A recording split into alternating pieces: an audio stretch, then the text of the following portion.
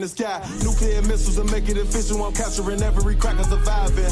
Put them all in chains where they need to be. Slavery for me. And let the whole world see that with them in the cage and safer in the streets. Put the dog on a leash. Get resolved for the beast. 144, get the ruler show. We could all be at peace. As soon as the trumpets are sound, your kingdom we busting it down. The only way justice is found. The time for your judgment is now. Do you see just how it feels? Payback is a dog. It's a dog. Payback is a dog. It's a dog. Payback is a dog. It's a dog. Payback is a dog. Look, ain't no remorse in my blood slim. It won't be no compromise. Now it's time to feed the worms. Watch his body turn to flies. I clutch iron while you trust the lies. The next Glock I buy gon' be Gen 5. I get it customized. And sending shots off like farewell. Praying payback come back around like a carousel. Still remember your Honda's words ringing in my head like bells. Said you in his body, you fit a Lord, fuck the cartel. Triangle choke, apply pressure to the game like I did Vondale. Payback's a bitch in a dress, she a bombshell. Revenge is dish served cold, I just hope they making oxtail. Glock fresh out the box, I swear it got that new car smell. Made myself a target in a world of mad shooters. That was designed fire for our babies to pass through. In the day of our king's reign, I'll be overzealous. They bought my jealous, I bought brand new parabellums. Do you see just how it feels? Payback is a dog. It's a dog. Payback is a dog. It's a dog. Payback is a dog. It's a dog. Payback is a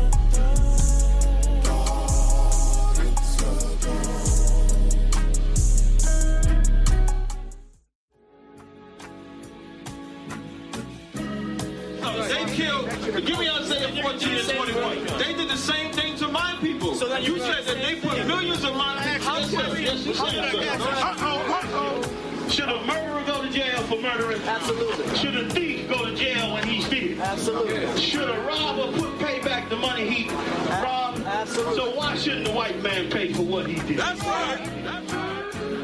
Do you see just how it feels? Payback is a dog. It's a dog. Payback is a dog. It's a dog. Payback is a dog. It's a dog. Payback is a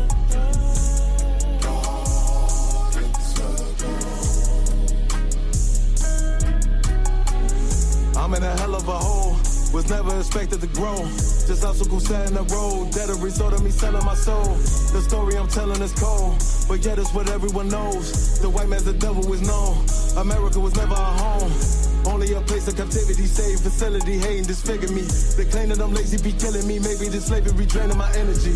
400 years and counting. The trail of my tears is countless. Main fact that I'm here is astounding, but I can't wait till this shit is surrounded. Ready to tangle my king and the angel, be ready to rap. Crack in the sky, nuclear missiles and make it official. I'm capturing every cracker surviving. Put them all in chains where they need to be. Slavery for me. And let the whole world see that with them in the cage and safer in the streets. Put the dog on a leash. Get resolved for the beast. 144, get the ruler show, we could all be at peace. As soon as the trumpets are sound, your kingdom we busting it down. The only way justice is found. The time for your judgment is now. Do you see just how it feels? Payback is a dog. It's a dog. Payback is a dog. It's a dog. Payback is a dog. It's a dog. Payback is a dog. Hey, Shalom, Triple, come Look, on. ain't no remorse in my blood slim. It won't be no compromise. Now it's time to feed the worms. Watch his body turn to flies. I clutch iron while you trust the lies. The next Glock Hey, Shalom, Israel. We got an ISUPK started out at 1 West 125th Street, Harlem, New York, under commanding General Yahawadah. And this is the ISUPK Orlando Saturday class. I am your host and your teacher, Officer 500 Chaanak Yahawadah. And this is the official Orlando Saturday class. I know y'all used to seeing me on Tuesdays, and certain days I still be on Tuesdays, and but this is officially the Orlando class Saturdays. I'm down here at downtown Orlando Library, 101 East Central Boulevard. You know what I'm saying? If anybody in the Orlando area, come on through. I'm on the third floor in room 310. If y'all able, slide through, man. I love to have y'all. Other than that, clap it up. Say shalom to everybody. Yahawadah Shem Yahshua Thumb to the brothers. Yahawadah Shemar Thaba Shem Yahshua to the sisters. You know what I'm saying? Hope everybody doing all right.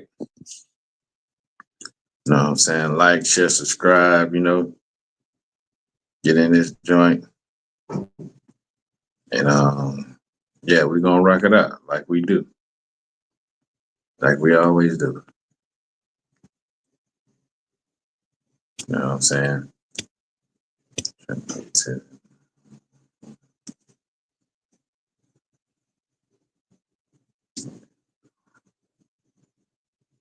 All right. So, hope everybody to walk, man. A lot been going on in the earth, man. And the Lord been ringing, period to everything that's happened. The Lord has been showing and proving that he's not asleep. He is alive. You know what I'm saying? And just like, I know blacks and Hispanics might think that we're not getting justice and nothing might not be done. But you got to look at what's happening to this nation. You know what I'm saying? You got to look at what's going on. And you got to see that's justice. You got to see that's the Lord showing you that, he's still with his children. You know what I'm saying? The punishment that he's giving America and, all this racism and all this hatred that they showing towards blacks, Hispanics, and Native America, it's being returned right on their own head. All you got to do is just watch the news and you will see that the Lord is in the midst of everything that's going on. Now, what your concern need to be is knowing who you are, figuring out what you're supposed to be doing right now, getting into class, getting yourself and your family right.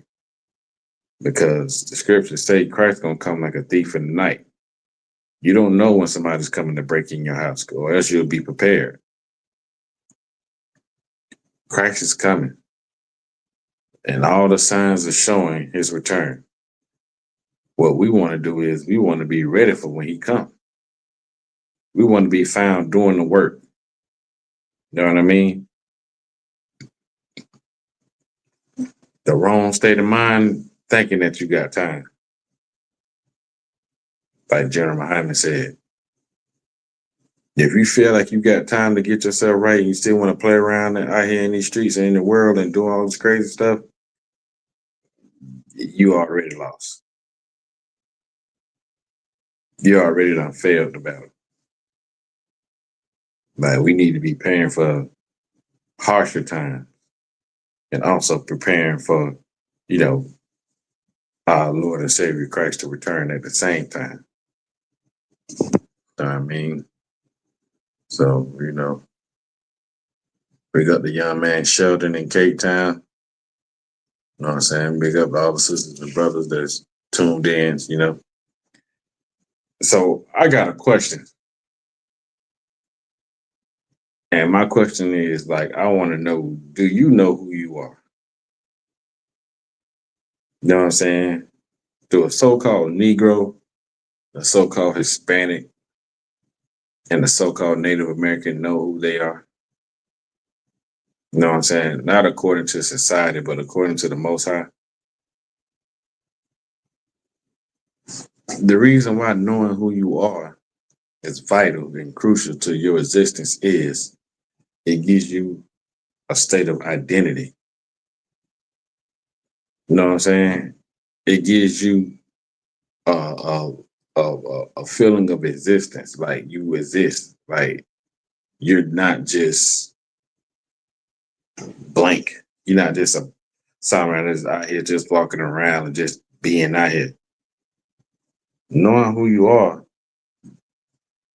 is vital to your survival because when you know who you are, you know what you're supposed to be doing. You know how you're supposed to carry yourself.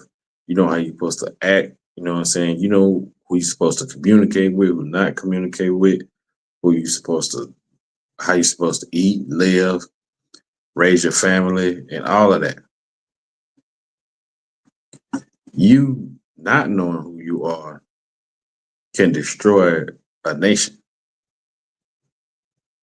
Like the nation of Israel has been destroyed, not utterly, but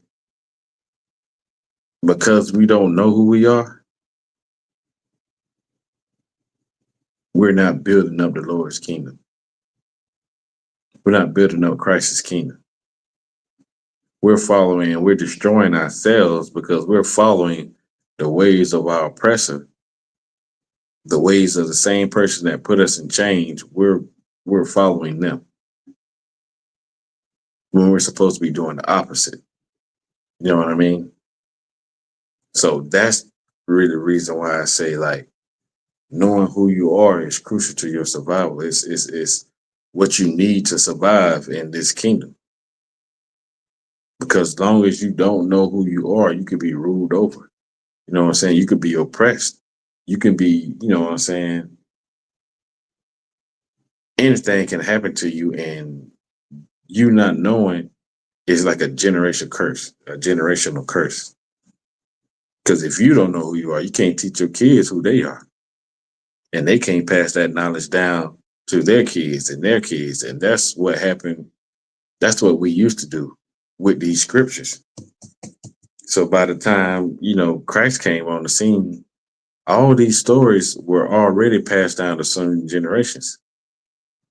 That's why he didn't have to elaborate on certain things. Like he had to reiterate a lot of things, but certain things he didn't have to talk about, like multiple wives, because everybody knew it was coming in Israel. That was a thing that he was taught. Um, um, Knowing what tribe you from. Like Christ had to teach the law all over again. He had to show them what the law, how the law is to be held. And he showed them, you know, in the flesh, he showed them how he gave them the blueprint on how it's supposed to be done. Because they didn't know who they were. They were calling themselves Romans and Greeks.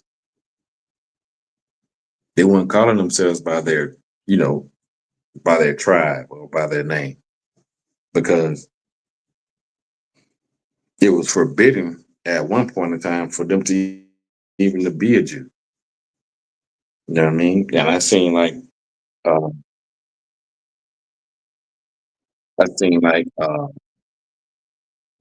TikTok video with Captain Yatza, Captain Yachty, and his son was he was telling them like uh,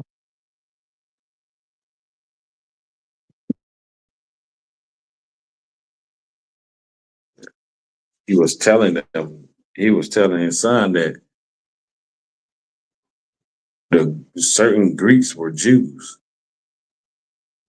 because the Greeks had made it so rough for them to be Israel that they didn't want to be Israel. They was killing people, killing their children, like sending them into slavery. So a lot of people start following Roman customs, following Greek customs. That's Hellenate. That's when they're Hellenized. They were Hellenized. So, and that continued on for a long time. Even when Paul said he was born a Roman, but he did say he was from the tribe of Benjamin when he was taught the truth. And that's why I say the truth, you should know the truth, and the truth is going to set you free. You know what I mean? So we're going to bring out a couple of scriptures on, you know, the Bible describing, you know, who we are. You know what I'm saying? And all this, like, you know,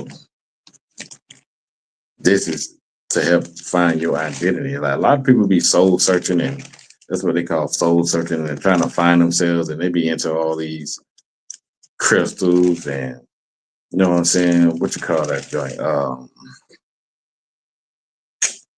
Ancestry.com and all this other stuff. Like blacks, Hispanics, and Native Americans, there's no need for that. Not, at least not for you. Let them other people do that crap. No, let them other nations do that. Your identity is right here in the Bible. Your identity is right here in the Bible. You don't need to do no ancestry.com because they're going to say you 10% this, 5% that, 12% that, 38% this, 40% that. Like, how can you be all those things?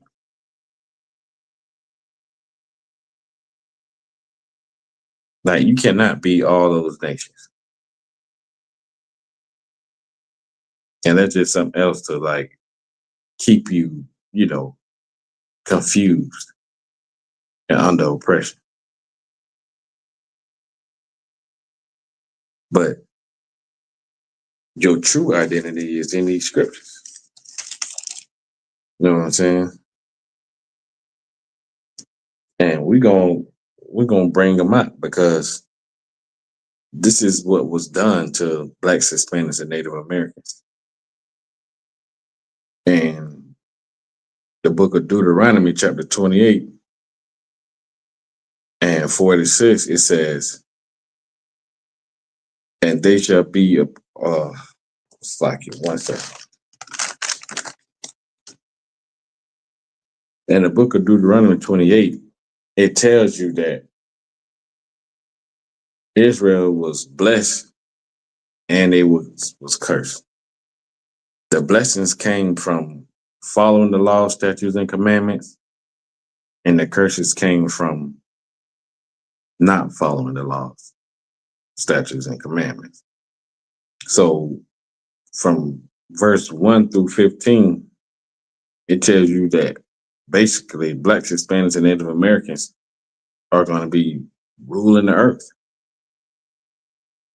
We're going to be on top, and everybody else is going to serve us. And we're going to have our power on our hand, on our side to fight with us whenever trouble came. You know what I'm saying? And we had these laws and statutes and commandments to keep us separate from everybody else. And as long as we separated from everybody else and followed the Most High, we were going to be on top. And then when you get down to 16 through 68, it tells you all the curses if we didn't follow the Most High. And when we turned our back on the Most High, these things were what was gonna happen. And this is a part of knowing who you are because it shows you a people that was going through certain things that nobody else went through. So we're gonna get Deuteronomy 28 and 45, and it says, "Moreover, all these curses shall come upon thee, and shall pursue thee, and overtake thee, till thou be destroyed, because thou hearkenest not unto the voice of the Lord thy God," meaning that we didn't keep his law, statutes, and commandments. We didn't listen to the prophets when they told us to turn back and repent. We didn't listen to, the commandments and the laws that told us and kept us from doing all kind of manner of evil. And so we were destroyed at the times we went into captivity. That's what a lot of our punishment was. Like we'll go into captivity, or we were in a war, the Lord would allow us to lose the battle because we weren't with Him, so He wasn't with us. So, and it says, because thou hearkenest not unto the voice of the Lord thy God to keep His commandments and His statutes, which He commanded thee when we was coming out of Egypt. And we said, we do all these things He said, the Lord told Moses, we said we would do. We kept them. We didn't keep them. I mean, we reneged. We turned our back on it. And verse 46 says, and they shall be upon thee for a sign and for a wonder, meaning that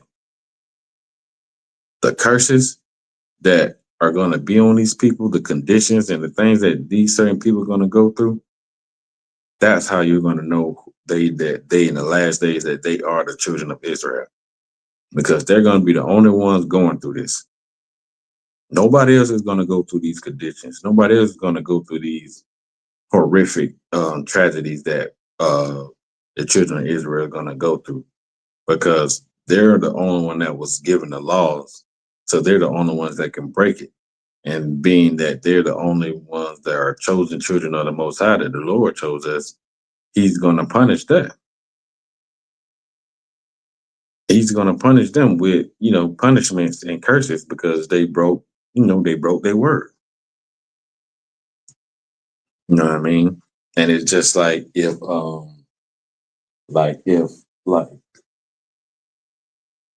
your kid get in trouble in school, he hang around a bunch of kids and, everybody get caught and you get called to come down to the school and they say, well, your kid was running with these group of guys and they was doing, they was breaking the rules of school.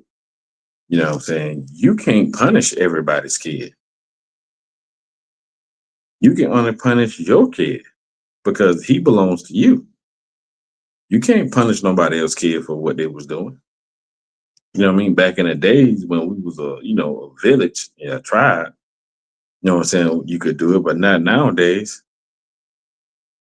So that's the same way. Like God punishes us because He only cares about us. You know what I'm saying? We're His chosen people. Now the other nations get punished too, but when they coming up against the Lord's children, they get punished. When they coming up against Israel, they get punished. So let's read some of these identity curses that,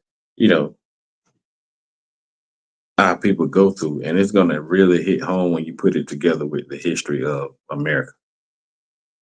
You know what I mean? So, just to reiterate, it says verse 28 and 1, it says, and it shall come to pass if thou shalt hearken diligently unto the voice of the Lord thy God to observe and to do all His commandments, which I command thee this day, that the Lord thy God will set thee on high above all nations. That's supposed to be our position in the earth today. We're not supposed to be on the bottom.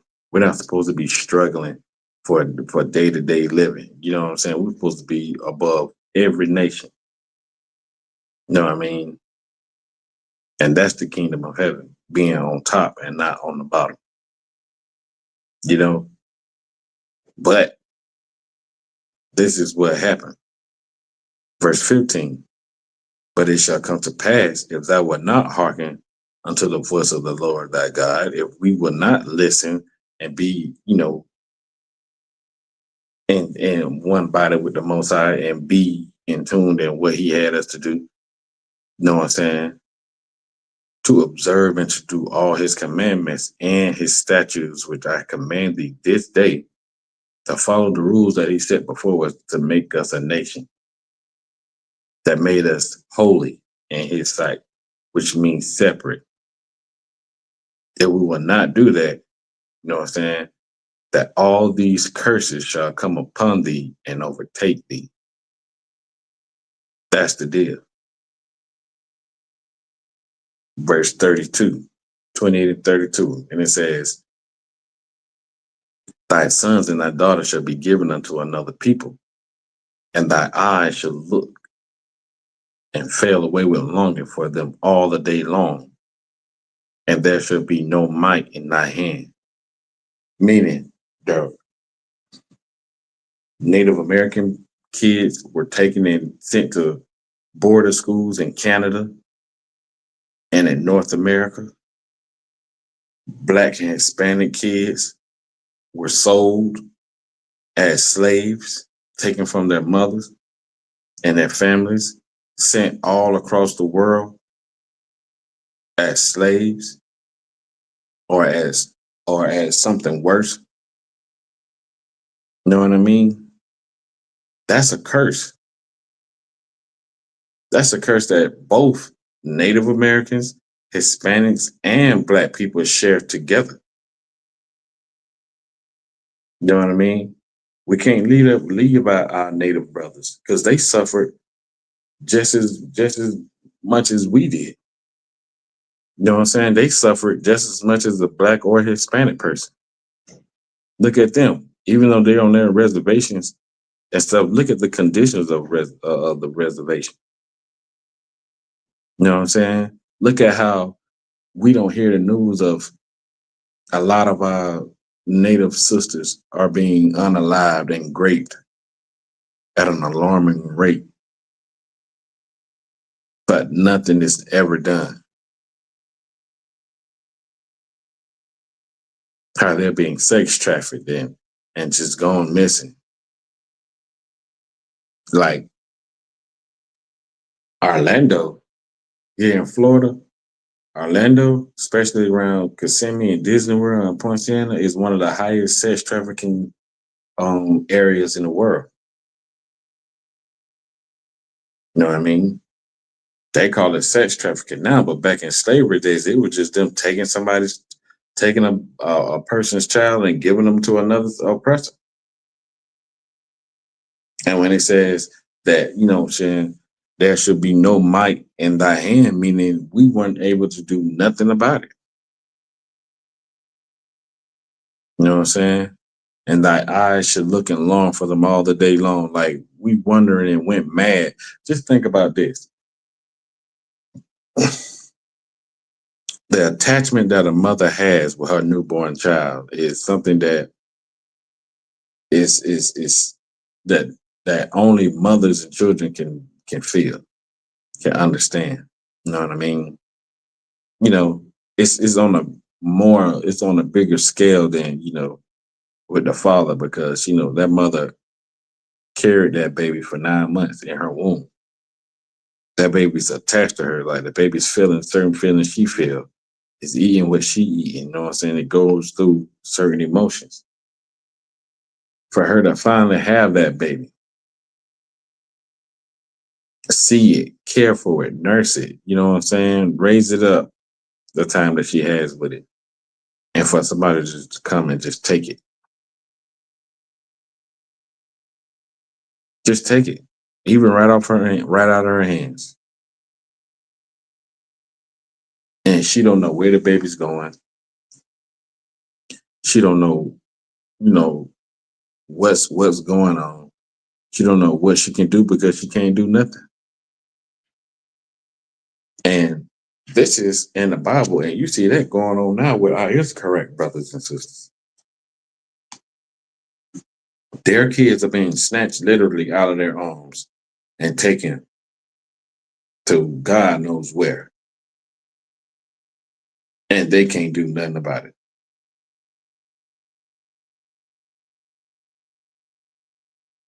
Don't they identify with the same thing we just read? Missing children, all posted all over the streets. Children been missing for years. Nobody know where they're at. The parents don't know if they're dead or alive. It'd be at some point that,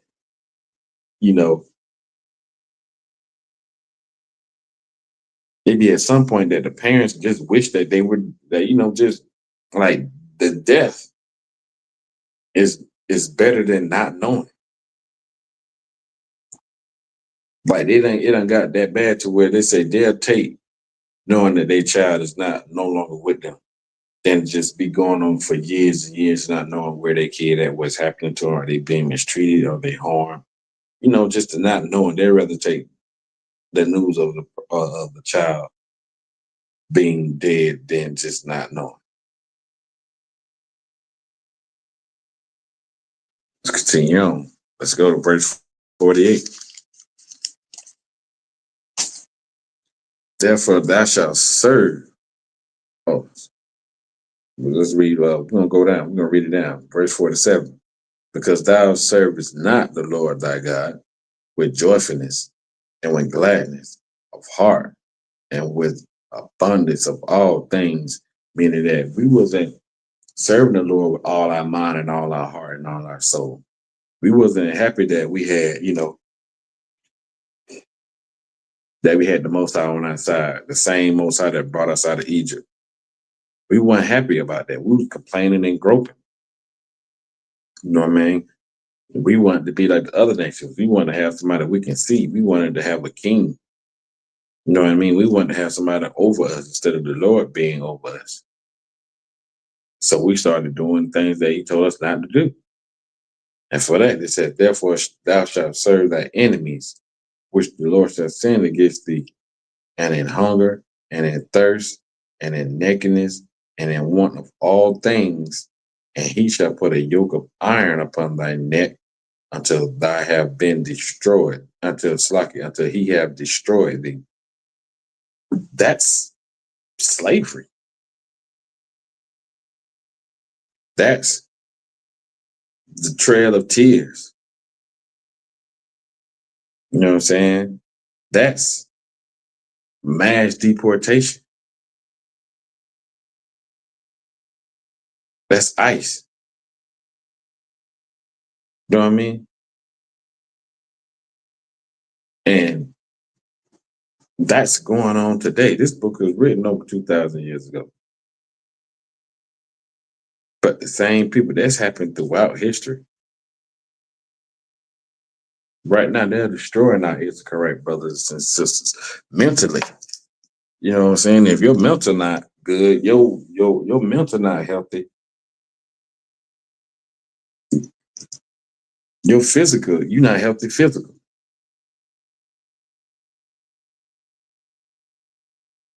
Mind, body, and soul. So we servants of people that don't want us, you know what I'm saying, that don't want us to be in existence. They want us to be dead. They rather us to be no more. Like the book of Psalms says, like, let's make the paraphrasing. It says, let's make the name of Yahawadah be in remembrance no more. They don't want us to remember that we were the greatest people on earth, that we are the greatest slave, that we are the greatest people on earth, that we are the Lord's true chosen people. They don't want us to know that. So they came up with all kind of ways and all kind of, ideas and thoughts and ways to, strip that from us until we be destroyed. Calling yourself an African American is destruction to who you really are. We are destroyed if we calling ourselves everything else but Yahawadah, Prince of the Power, Israel. Until the point you have false people calling themselves that. You got a whole set of people calling themselves the Lord's chosen, and they get to do all kind of manner of evil. You know what I mean? How they over there starving them Palestinians. I mean, which I care more about my people than anything, but just saying, like, they're supposed to be the Lord's chosen people, his example on earth. Like, the children of Israel are supposed to show the world how to live. And that's what they're doing. Read on. And the Lord shall bring a nation against thee from far, from the end of the earth, as swift as the eagle flieth, a nation whose tongue thou shalt not understand. Verse 50. A nation of fierce countenance, which shall not regard the person of the old, nor show favor to the young. Who's that happened to? Is Trump showing favoritism to anybody that's Black, Hispanic, or Native American?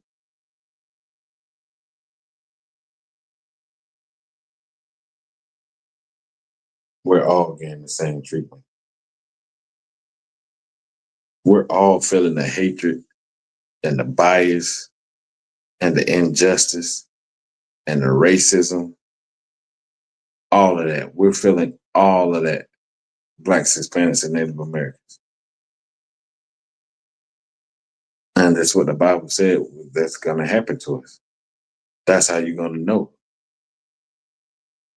That's how you're going to know who the children of Israel is, because they're going to go through these things. Nobody else is going to go through this. And them so-called fake Jews say, oh, well, we suffered the Holocaust. The transatlantic slave trade was the real Holocaust. They didn't die over millions of people didn't die over the transatlantic slave trade. Millions and millions of people didn't die and you know what I'm saying, in slavery in this country.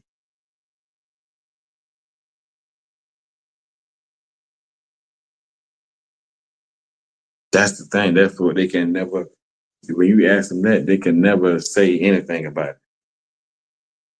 They can't never say, oh, this and that. That only happened for a little bit. We've been going through that for over 400 and some years, still going through it today.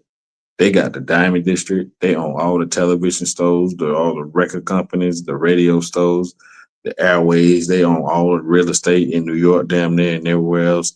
So tell me, how can they be talking about they're being oppressed? They got their own police.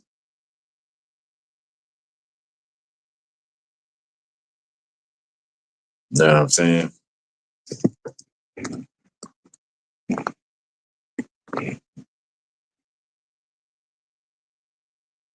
John, why don't you come on live? Why don't you go live? Stop being a, you know what I'm saying? Stop being an internet thug and come and go live. And that goes to show you, we just talking about this.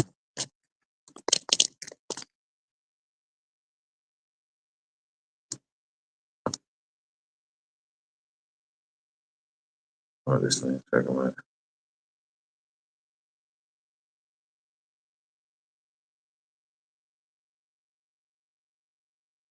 What do you mean by that, John? Who got tired?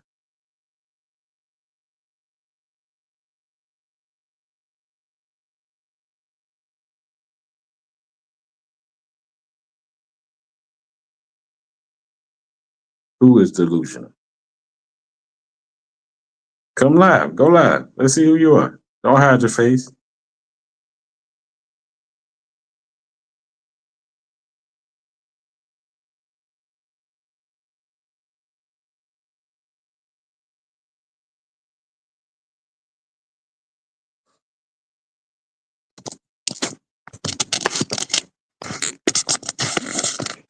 Yeah, I know he is. He probably a devil.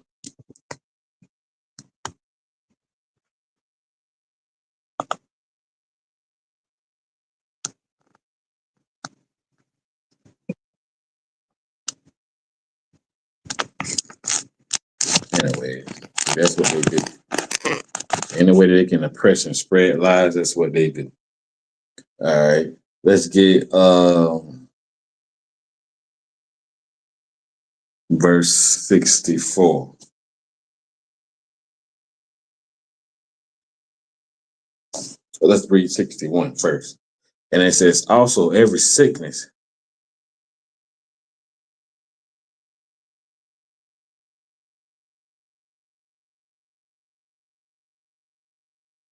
and also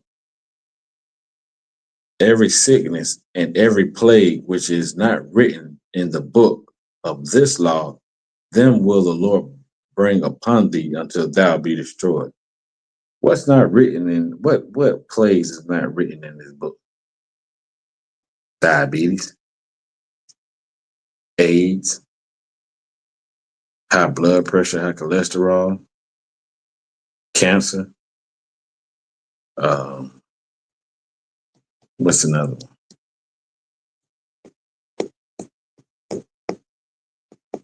Can't think of another one right now, but those are plagues and curses.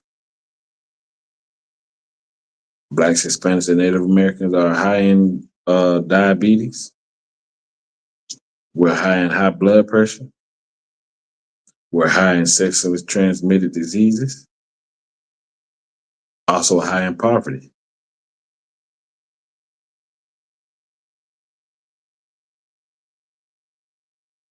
When you look around your city, who you see?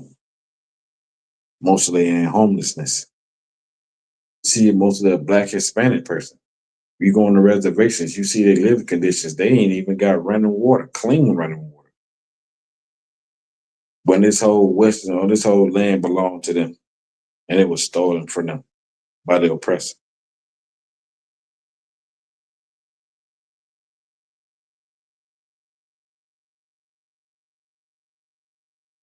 Now people are starting to think that, what the syphilis? Yeah, that's right.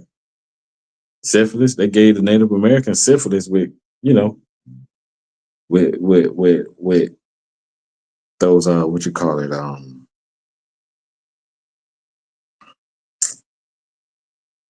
mm, chemical warfare. That's the first chemical warfare that you've seen in America is when them conquistadors and Christopher Columbus and them Spaniards came and they landed and they gave them uh uh quilts and sheets and covers that was full with smallpox.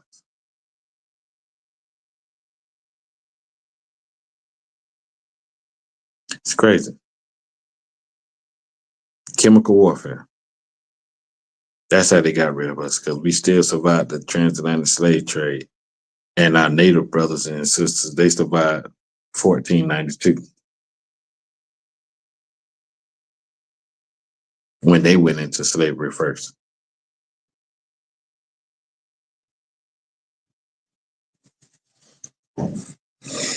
Let's read it.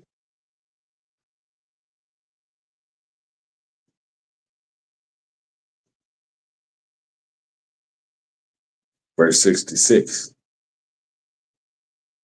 64. And the Lord shall scatter thee among all people, from the one end of the earth even unto the other.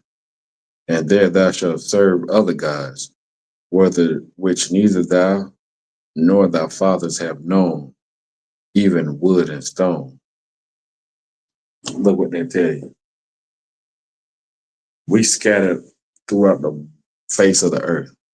Everywhere you go, you're going to see a Black, Hispanic, and Native American somewhere.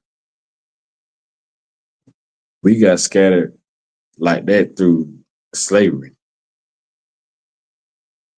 And we started serving our oppressors God and the God of the people, what land we was in.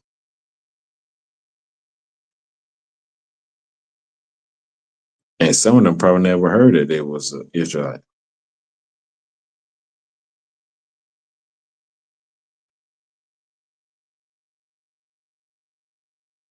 That's the thing. That's not knowing who you are because of oppression, because of slavery, because of the curses.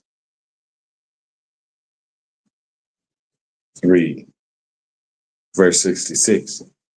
And thy life shall hang in doubt before thee.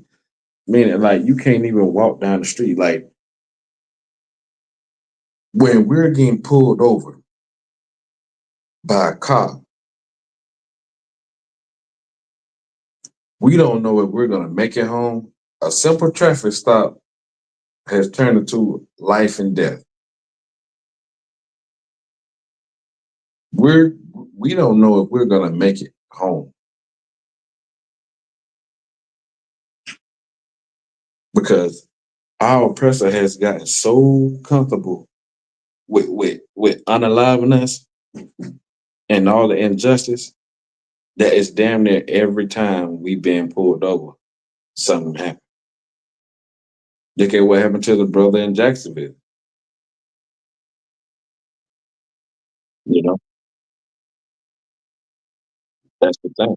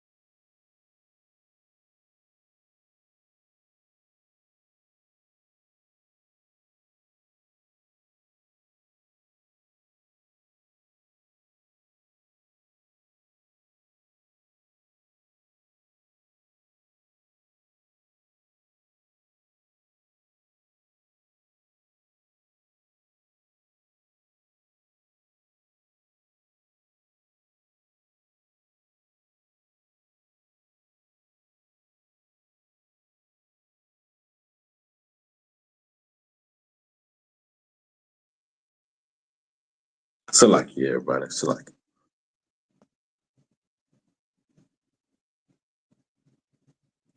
Triple Kamar, you in here?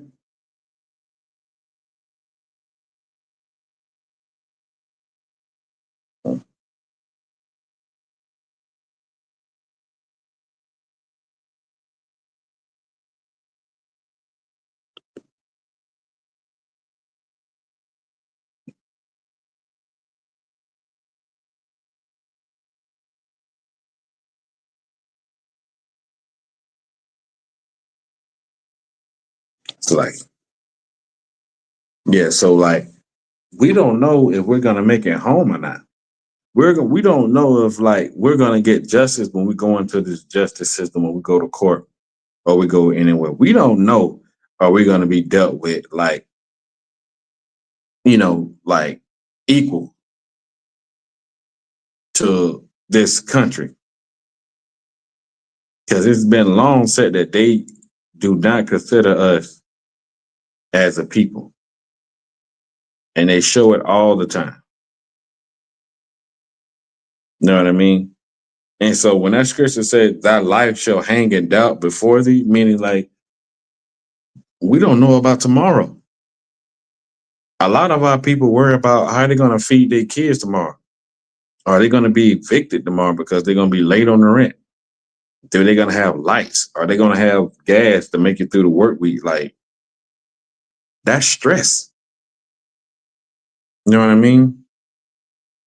And that's your fear day and night. In the morning, we wake up and we go to work, we're going to fear, are we going to be fired? Are we going to get pulled over? Are we going to be, anything can happen to us at nighttime? Somebody going to break in our house and somebody going to just like have it in their mind. Like, look at what's going on. Like how they went in Jacksonville and they unalived them people at the Dollar Tree. And people were just going to the Dollar Tree. You know what I mean? And now we have to fear that if we go to the stores now, that somebody's going to come in there and start shooting. A lot of our Hispanic brothers and sisters that used to go to Home Depot and be at all these places, they don't go there no more because they fear ICE. They fear the fact that are they going to be detained? Because they're not just targeting illegal immigrants; they're targeting anybody they want.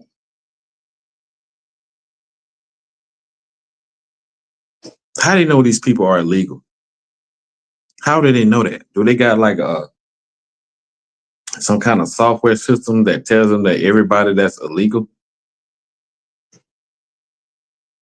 I bet you it's more illegal Ukrainians and everybody else that Trump landing here than it is correct. This land belonged to them. Hey, Shalom Bayana. Yahweh Shema Thaba Shem Yahweh says. You know what I mean? So they hanging in fear. And shall have none assurance of that life. They ain't sure if they're gonna make. We're not sure if we're gonna make it to the end of the day.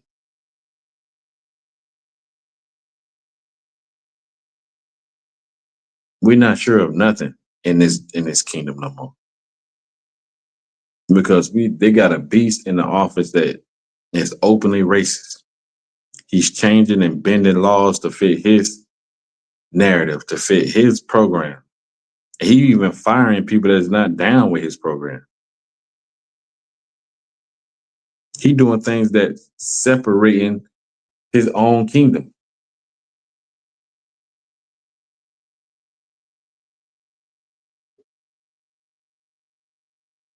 You know what I'm saying? So, like, even his own kingdom is being split. The people that voted for Trump thought that they was going to be safe. He ended up turning his back on them. He ended up turning around and just stabbing them in the back. Racist agenda, that's right.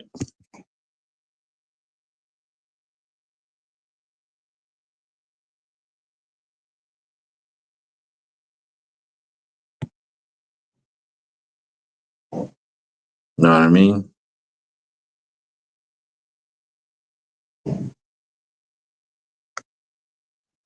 So this is only fitting a certain people.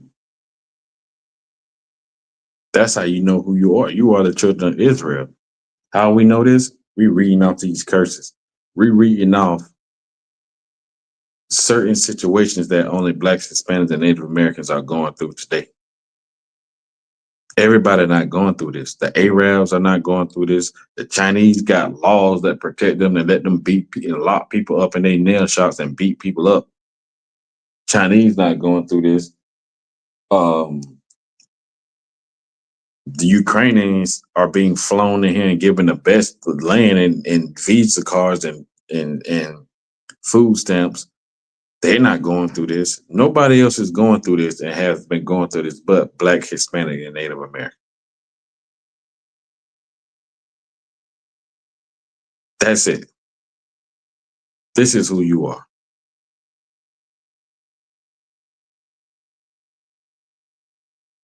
These are the curses of Israel. These are the curses of niggas, spits, and savages. But these same curses are the identity of the 12 tribes of Israel in the last days.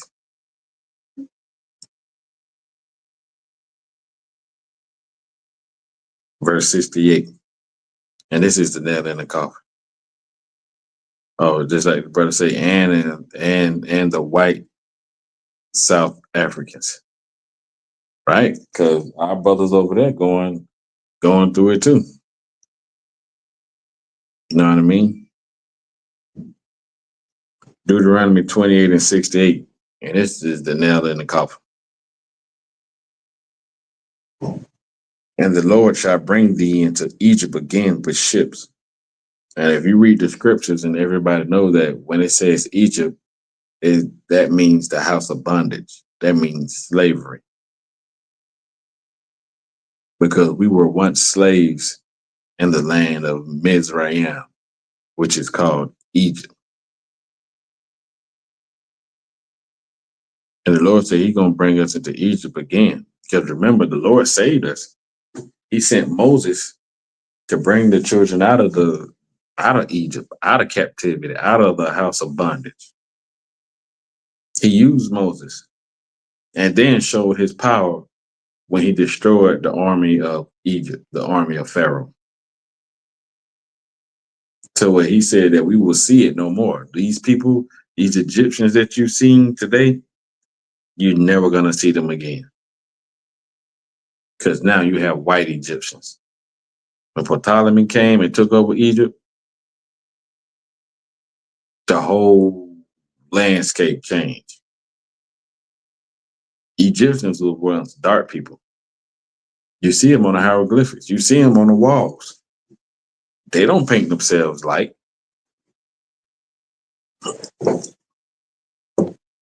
So the Lord said, you're not going to see these same Egyptians no more. You're not going to see the same kingdom no more. You're not going to see Egypt like this no more. Bondage.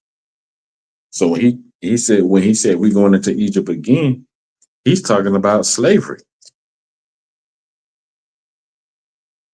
Let's keep reading. Let's get more detail.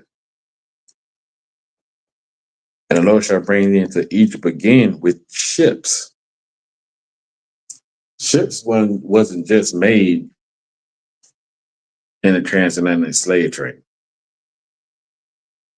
There have been ships since Christ. Since didn't Noah build an ark?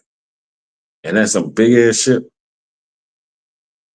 So he's saying you're going into slavery with ships this time, meaning how you going to get into the slavery is by ships. That's how you're going to get brought into this captivity. Now, everybody know, and y'all have seen the movie, Disney made movies, all kind of movies that came out about the commandments on how the children of Israel walked out of Egypt. We didn't need ships to leave Egypt. So that's how you know it's not talking about us going back into Africa. That is talking about us going into bondage. Meaning that, we walked across the Dead Sea when the Lord parted the sea.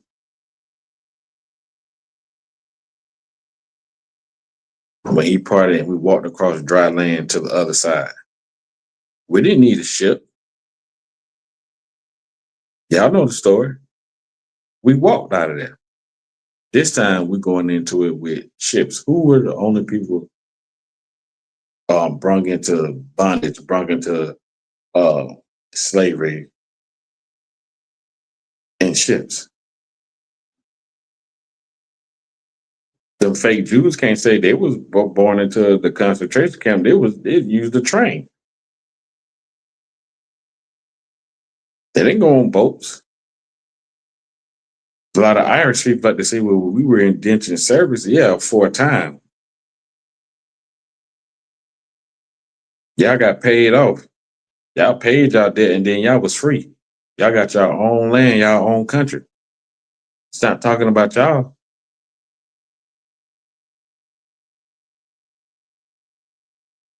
Let's go continue reading. By the way of I spake unto thee that thou shalt see it no more again. Like I said earlier, it said that we wasn't going to see bondage again. But because we disobeyed the Lord, you know what I'm saying? And there you shall be sold unto your enemies for bondmen and bondwomen, and no man shall buy you. Meaning that we were sold for slavery. You got slave auction blocks where they auction off the children of Israel as slaves and sold us for guns and muskets. Christopher Columbus said that our native brothers were subtype, like they were so harmless that they didn't carry weapons. And he said when he showed them his sword, they grabbed it by the wrong end. They grabbed it by the pointed side and cut themselves. And he said that we could subdue them with 50 men, a whole nation of people, a whole village of people. He said they would make good servants.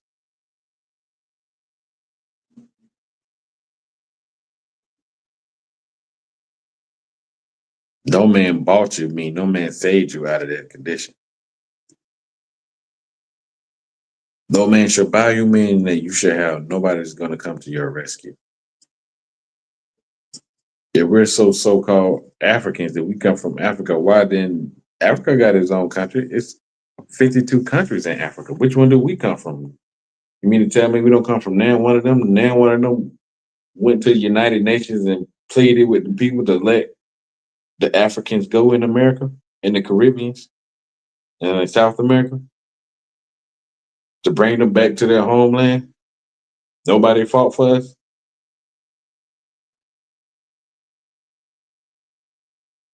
Because they know that we're not the same people. Africans will tell you that they're not African American.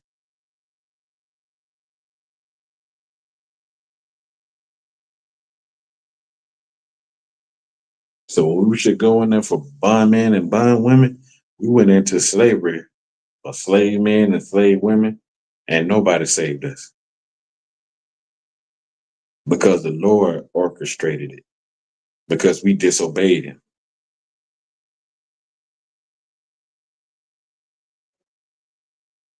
So when you ask yourself this, who are the real Jews? Who are the children of Israel?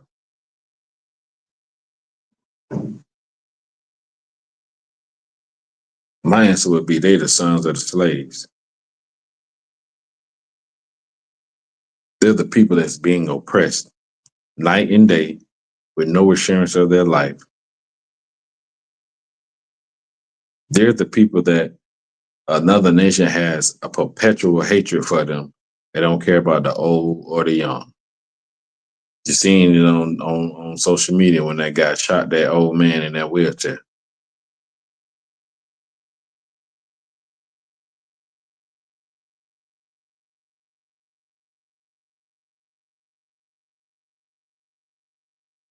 That's who we are.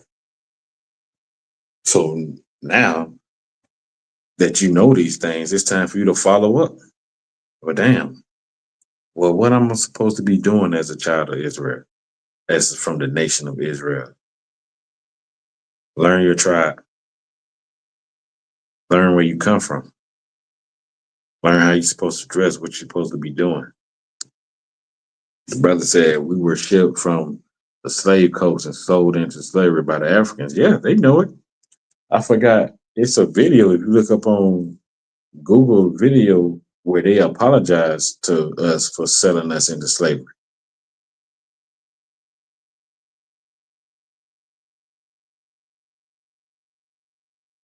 All these nations had drunk of the cup of Babylon.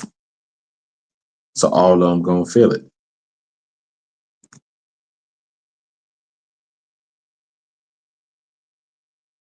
But you need to know who you are so you can save your own life and come into your true identity.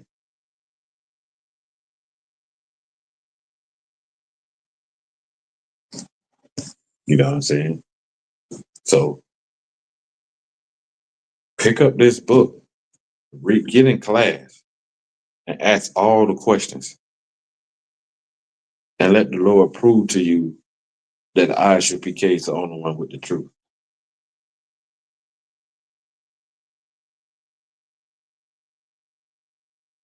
So we can teach other Blacks, Hispanics, and Native Americans who they are. And that's our whole mission, to bring the lowest people back to him so we can get out of these conditions that we in, because ain't nobody else doing it.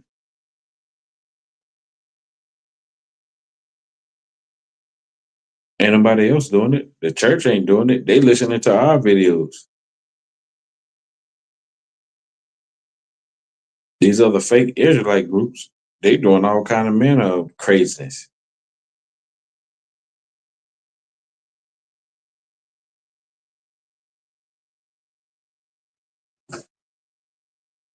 That's it. Know thyself. Scripture said, my people are destroyed for lack of knowledge. The Lord say, I'm gonna destroy you because you don't seek knowledge. It said you rejected knowledge. The knowledge is law, statutes, and commandments. That's where you'll find your identity at.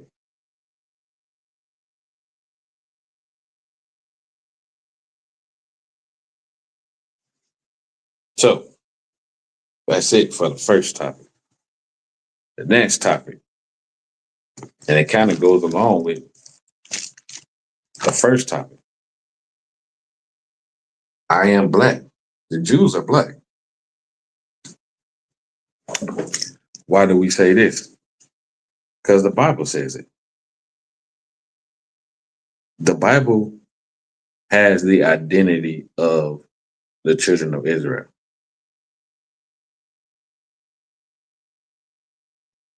Like, our identity is in this. It's in these scriptures, in these records.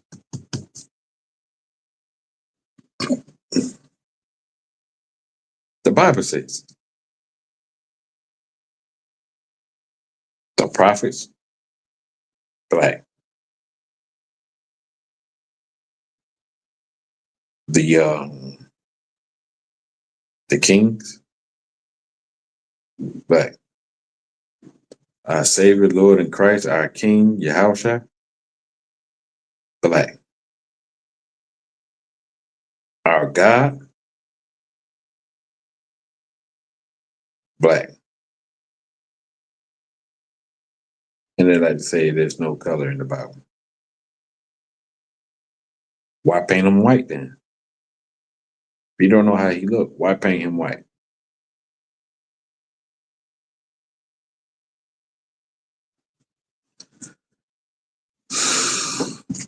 Don't you believe your God cursed you into slavery because Israelites in the past weren't following the laws, statutes, and commandments? That's what we said. That doesn't change the fact that we are the Israelites.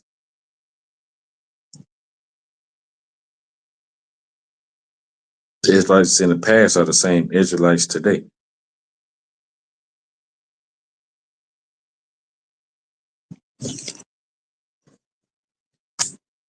Let's get into it.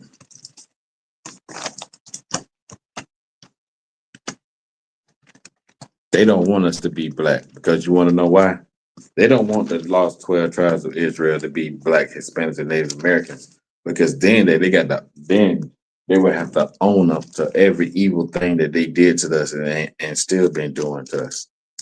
They have to own up to it. They rather us be a no people so they ain't got to take and hold them charges against themselves. That they ain't got to be held responsible of what they've been doing to blacks, Hispanics, and Native Americans. That's why they don't want the identity of the of Israelites to be, you know, known. You know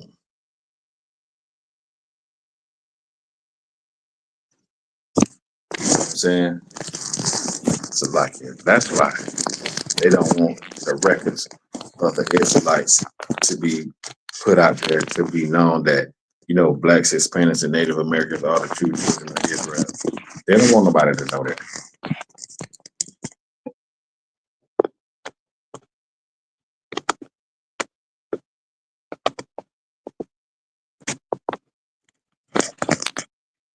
Don't worry about it, young.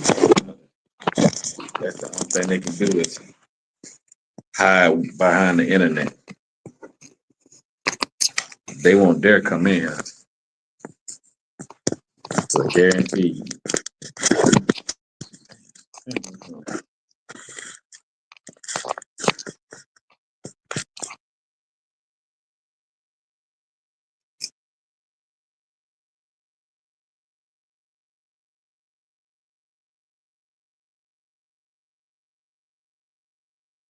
We blame whites and Africans because they the one that had us in captivity.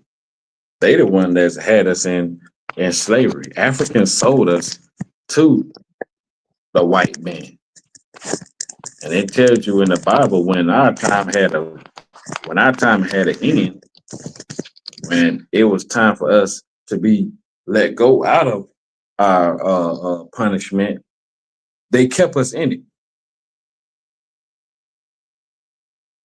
That's why the white man is going to be erased off the face of the earth. That's why the so-called African is going to bow down to the blacks, Hispanics, and Native Americans. Why they apologize for it? But the white people, the white man is trying to erase their history. They're trying to erase the history of the transatlantic slave trade because they want to erase all the evil things that they done to blacks, Hispanics, and Native Americans.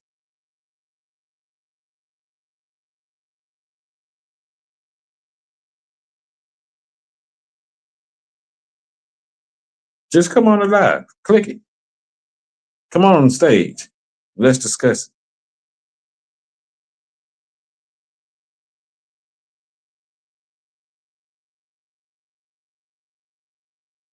Like Captain Tazariot say, from the bitch nigga university. Cause y'all like to post all this shit on in the comments and shit, but y'all be scared to come on the live. You still protected by your computer. I can't harm you.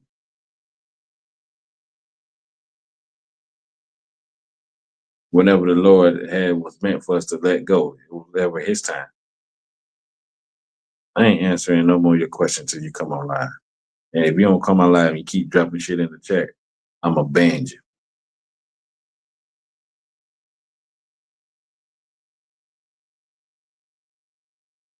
Be a man and come on live, bro. No, I ain't saying Salaki, not bro. Be a man and come on live. You scared.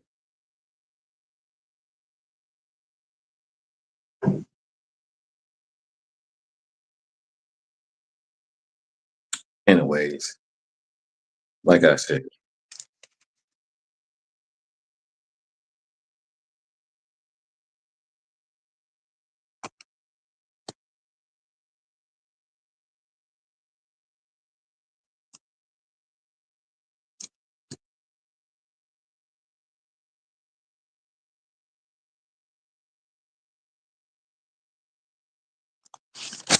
Anyways, the book of Daniel, chapter 7, verse 9. I beheld till the thrones were cast down, and the Ancient of Days did sit. Now, this is Daniel saying he had a vision of God. He had a vision of the Most High. The Ancient of Days is the Most High. You know what I'm saying? Because he has no beginning or no end. Nobody know. He got no father or mother. He existed before time even existed. And it said, whose garment was white as snow, and the hair of his head like pure wool. And his throne was like a fiery flame, and his wheel was a burning fire. Now, it tells you he had hair like wool.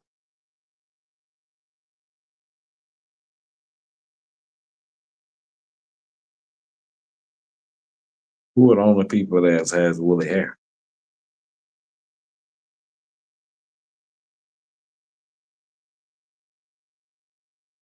Only blacks.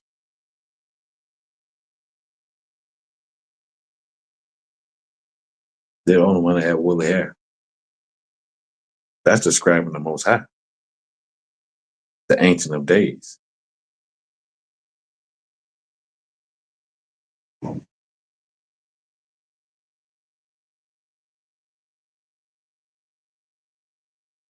What can you say then?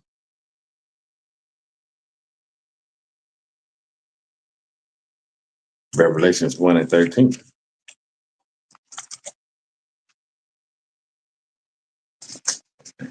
Okay.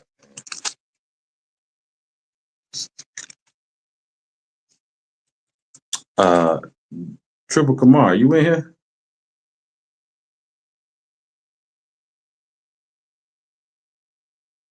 Yeah, man, Sheldon, are you able to read? You able to click on the live and get on this joint?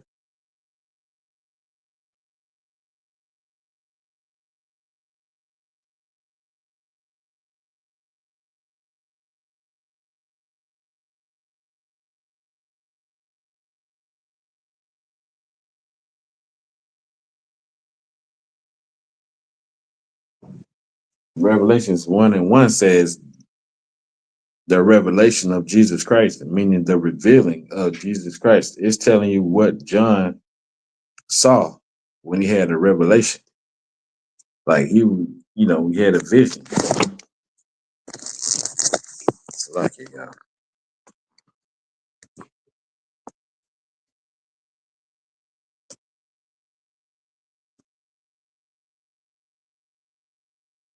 True Kamar, that's you?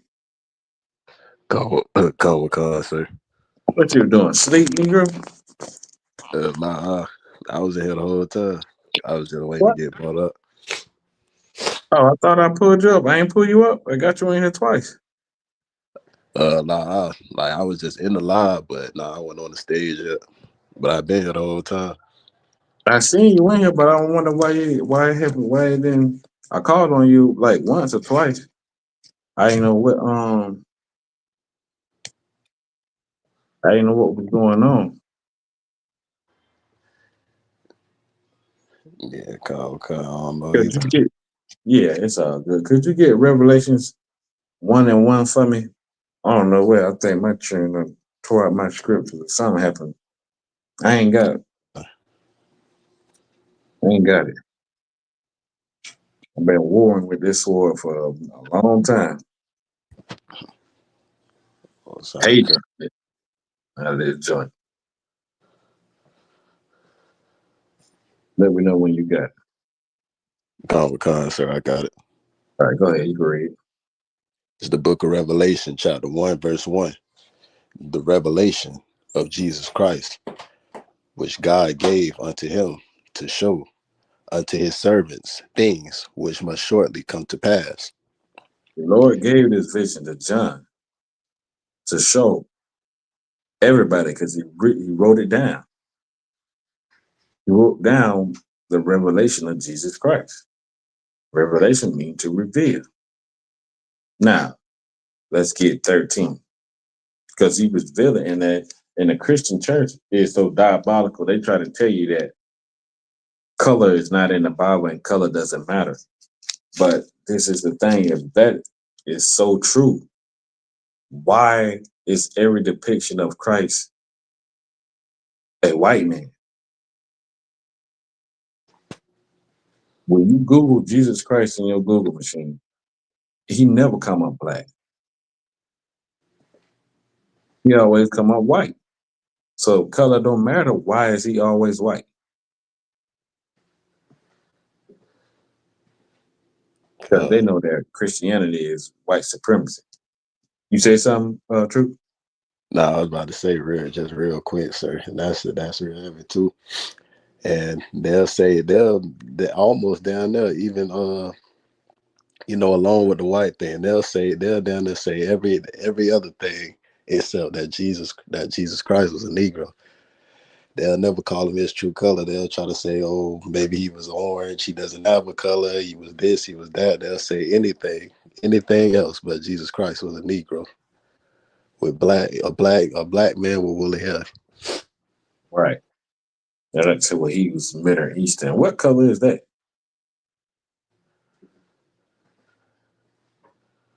What color is? Oh, he's olive color.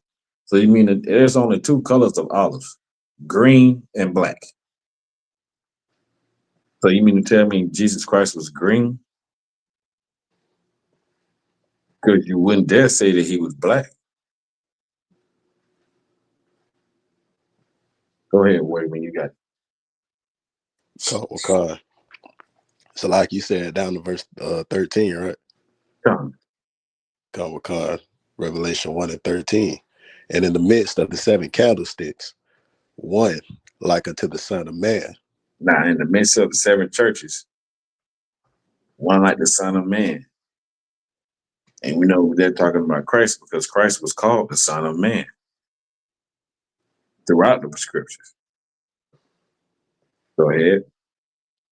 Con, clothed with a garment down to the foot. He's a Judite from the tribe of Judah. So he had a garment. He didn't have no Roman toga as depicted in these other pictures. What is an Israelite doing with a Roman toga on? With Roman attire?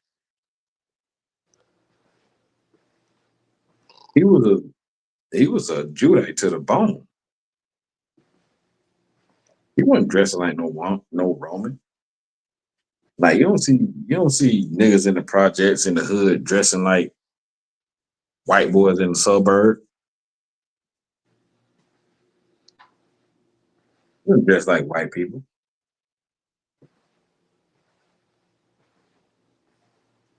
He read. Con, and girt about the paps with a golden girdle. He had a pure gold war belt to hold his knife and to protect his midsection. This is what you see when you see us at our Passover. The brothers have on the war belts with their garments on. Because we're taking back our culture. We know our culture, and we doing it. You know what I mean? Like we're holding on to it. We found it again, and we're not letting it go, and we're showing it. Go ahead. Con, his head and his hairs were white like wool. You just read in Daniel that God's heads and his hairs were woolly texture, were white like wool. White being the color, woolly being the texture. Meaning his beard and his face, and the hairs on his face and the hairs on his head were white and woolly.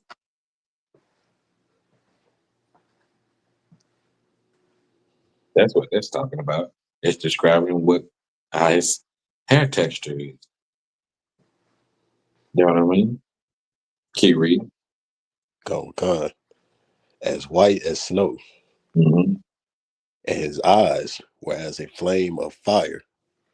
Fierce and conscious. His facial expressions were fierce. Like he was an austere man. He wasn't easily approachable how they try to make him out to be.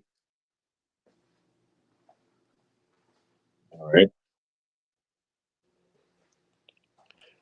Con, and his feet like unto fine brass. And another thing, like when you see the pictures of Christ, he had straight hair, like Caucasian hair. Does no one ever read Revelations 1 and 13? Pastors don't read it.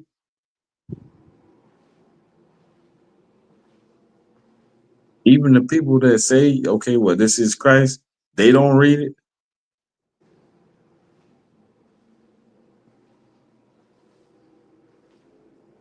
Go ahead. Sorry for where you left off at. Con, and his feet like unto fine brass. And now John is describing his feet because that's the only thing he could see besides his face. His feet. Now your feet is a part of your body, and your feet is the same color as your arm and your chest. Now he's saying his feet is like a fine brass, a derivative of brown.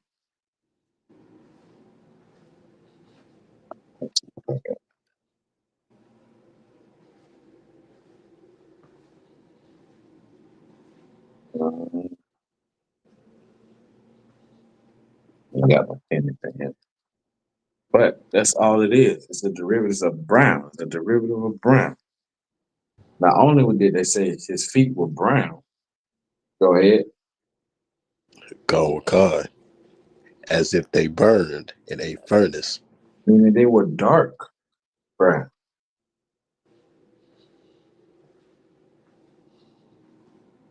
Now, if the rest of his body was, if his feet were brown but dark brown, what color is the rest of his body? Gotta be the same color as his feet. So if the Bible, which is the word of the Lord, saying that Christ was a black man, why do they depict him and paint him as a white man?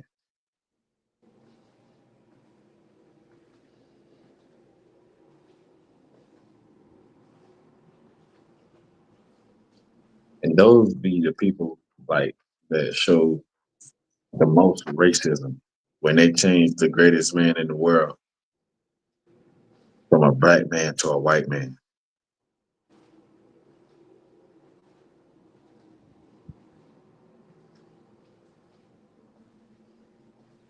That's identity theft.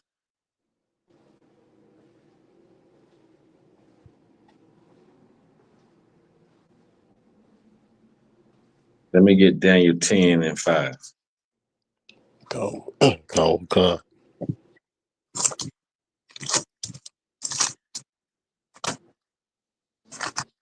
Steph, you got it.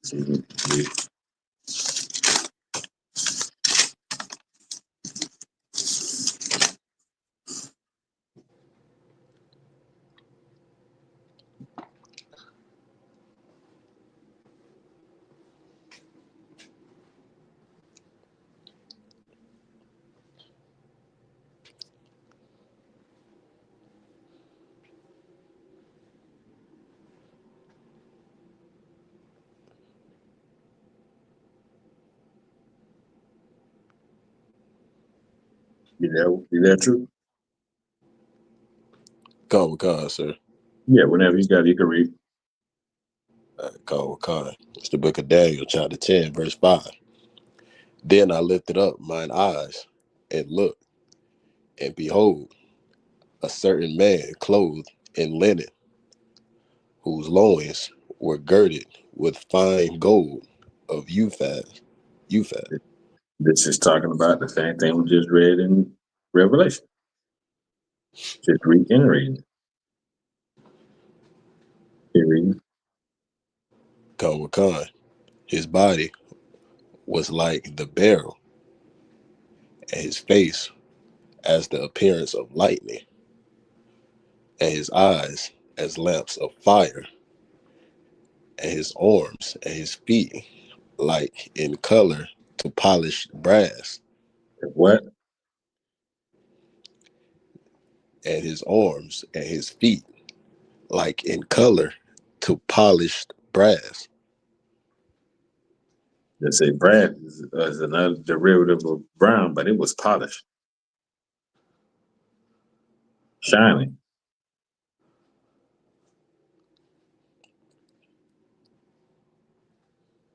And I'm on that. Oh God. It says, and the voice of his words like the voice of a multitude.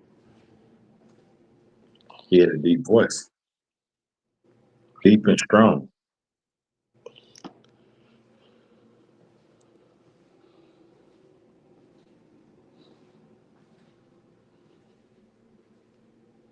It was to show you that Christ and color is all throughout the Bible.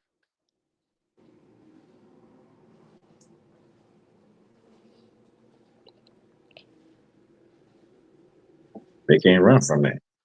Christian theological school, none of them can run from these scriptures.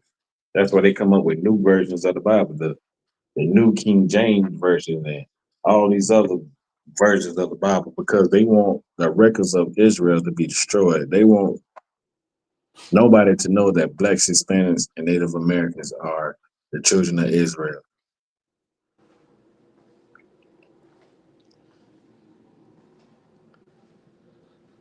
And you got to see it.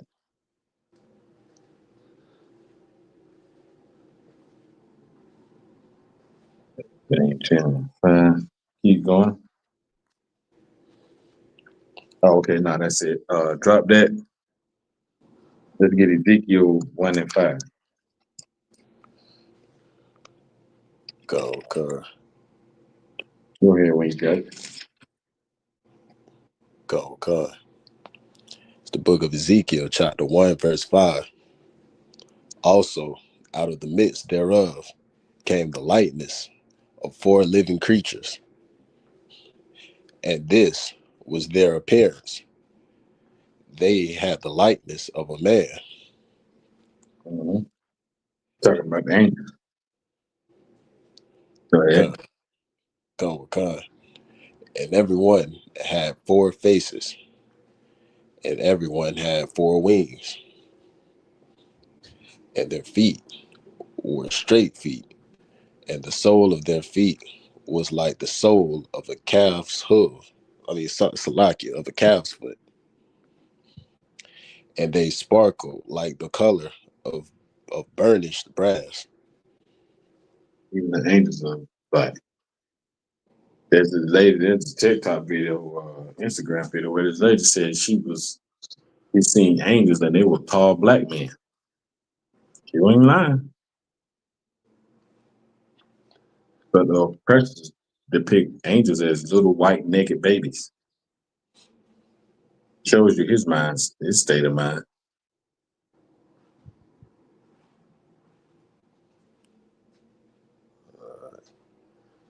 It's a lot. That's crazy. Go ahead, boy. You got it. Yeah, and I was about to say this is real heavy too, and it go back to your point that you made earlier, sir, about if color didn't matter, then why do y'all paint Jesus and the angels and all these and every figure in the Bible white?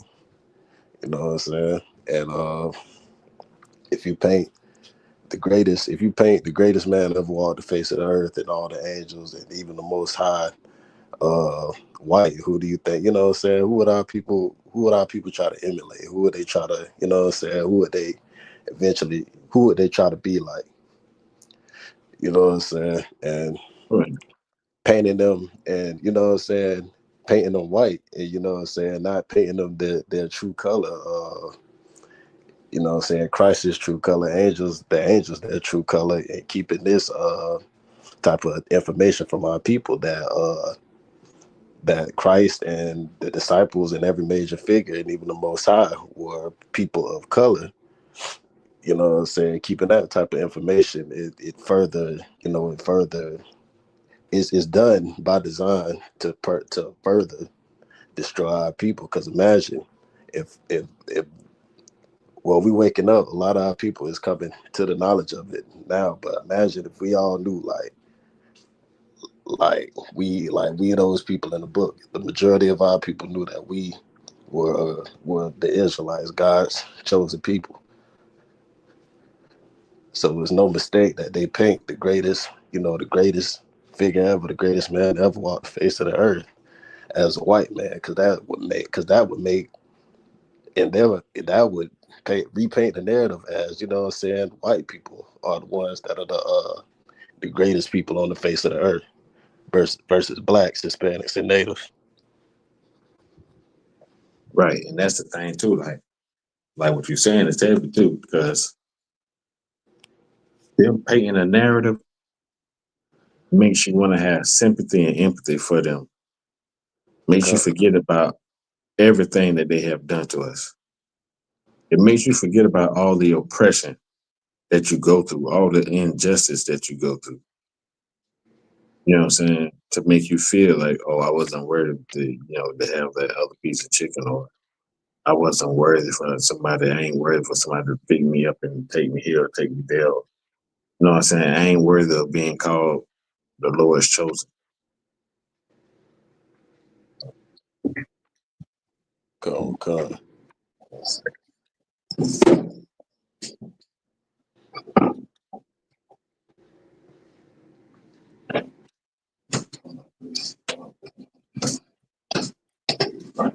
Yeah, to get to my class. That's an honor, man.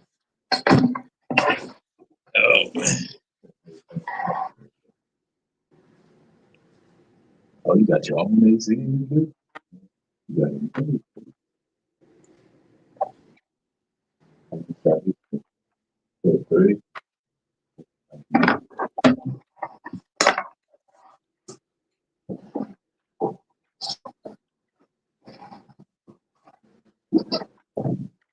Yeah, got a $1,000 in this joint. Yeah, so like black people think that, because we've been told that color doesn't matter all the time. You know what I'm saying? What's up, Fred? We've been told that color doesn't matter, and in the Bible, when it comes to the Bible, that color ain't in the Bible, and don't worry about that, because knowing that color is in the Bible and that your Lord and Savior and your King looks just like you. You know what I'm saying? That's a hidden gem. That's a hidden gem, and that's a powerful weapon to know.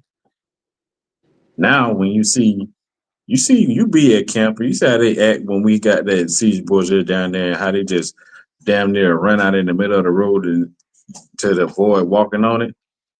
God. You see what that does? People be tripping over their own foot, not to step on that joint. Right. Like that shit, that holds power. That image right there of the beast, that thing is powerful for people to stop their stroll, their walk to avoid walking over it. Now, with just about what you see at camp, how they do when they see Caesar Borgia on the ground. Just think about that in somebody's mind. Think about it like in somebody's day-to-day life.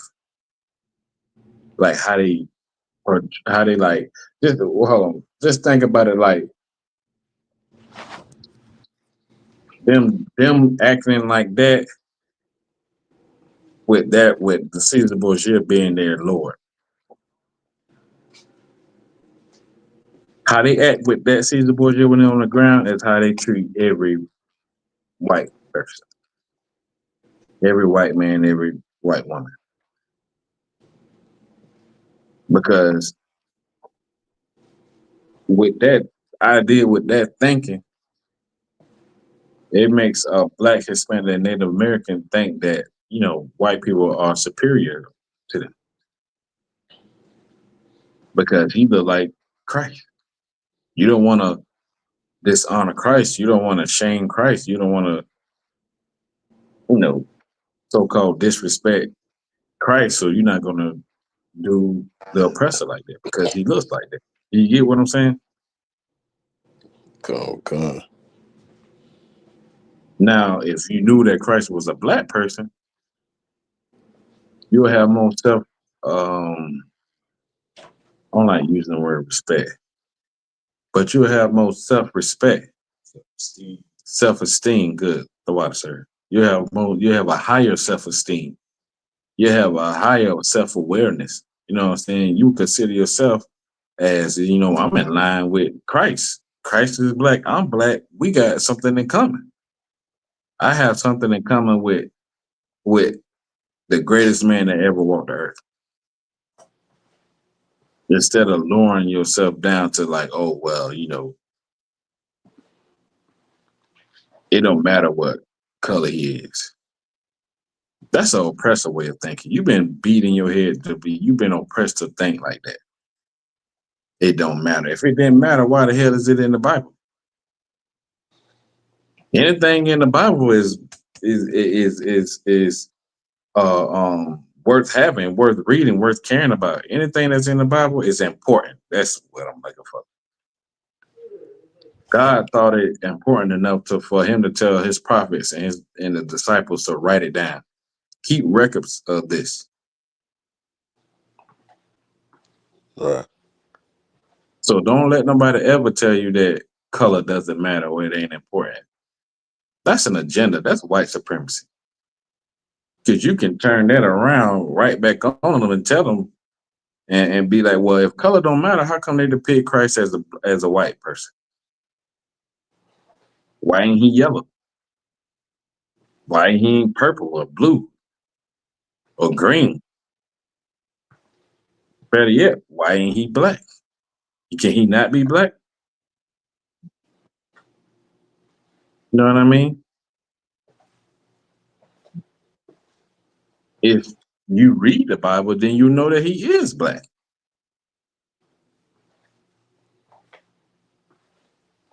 That's why I titled the class, I Am Black.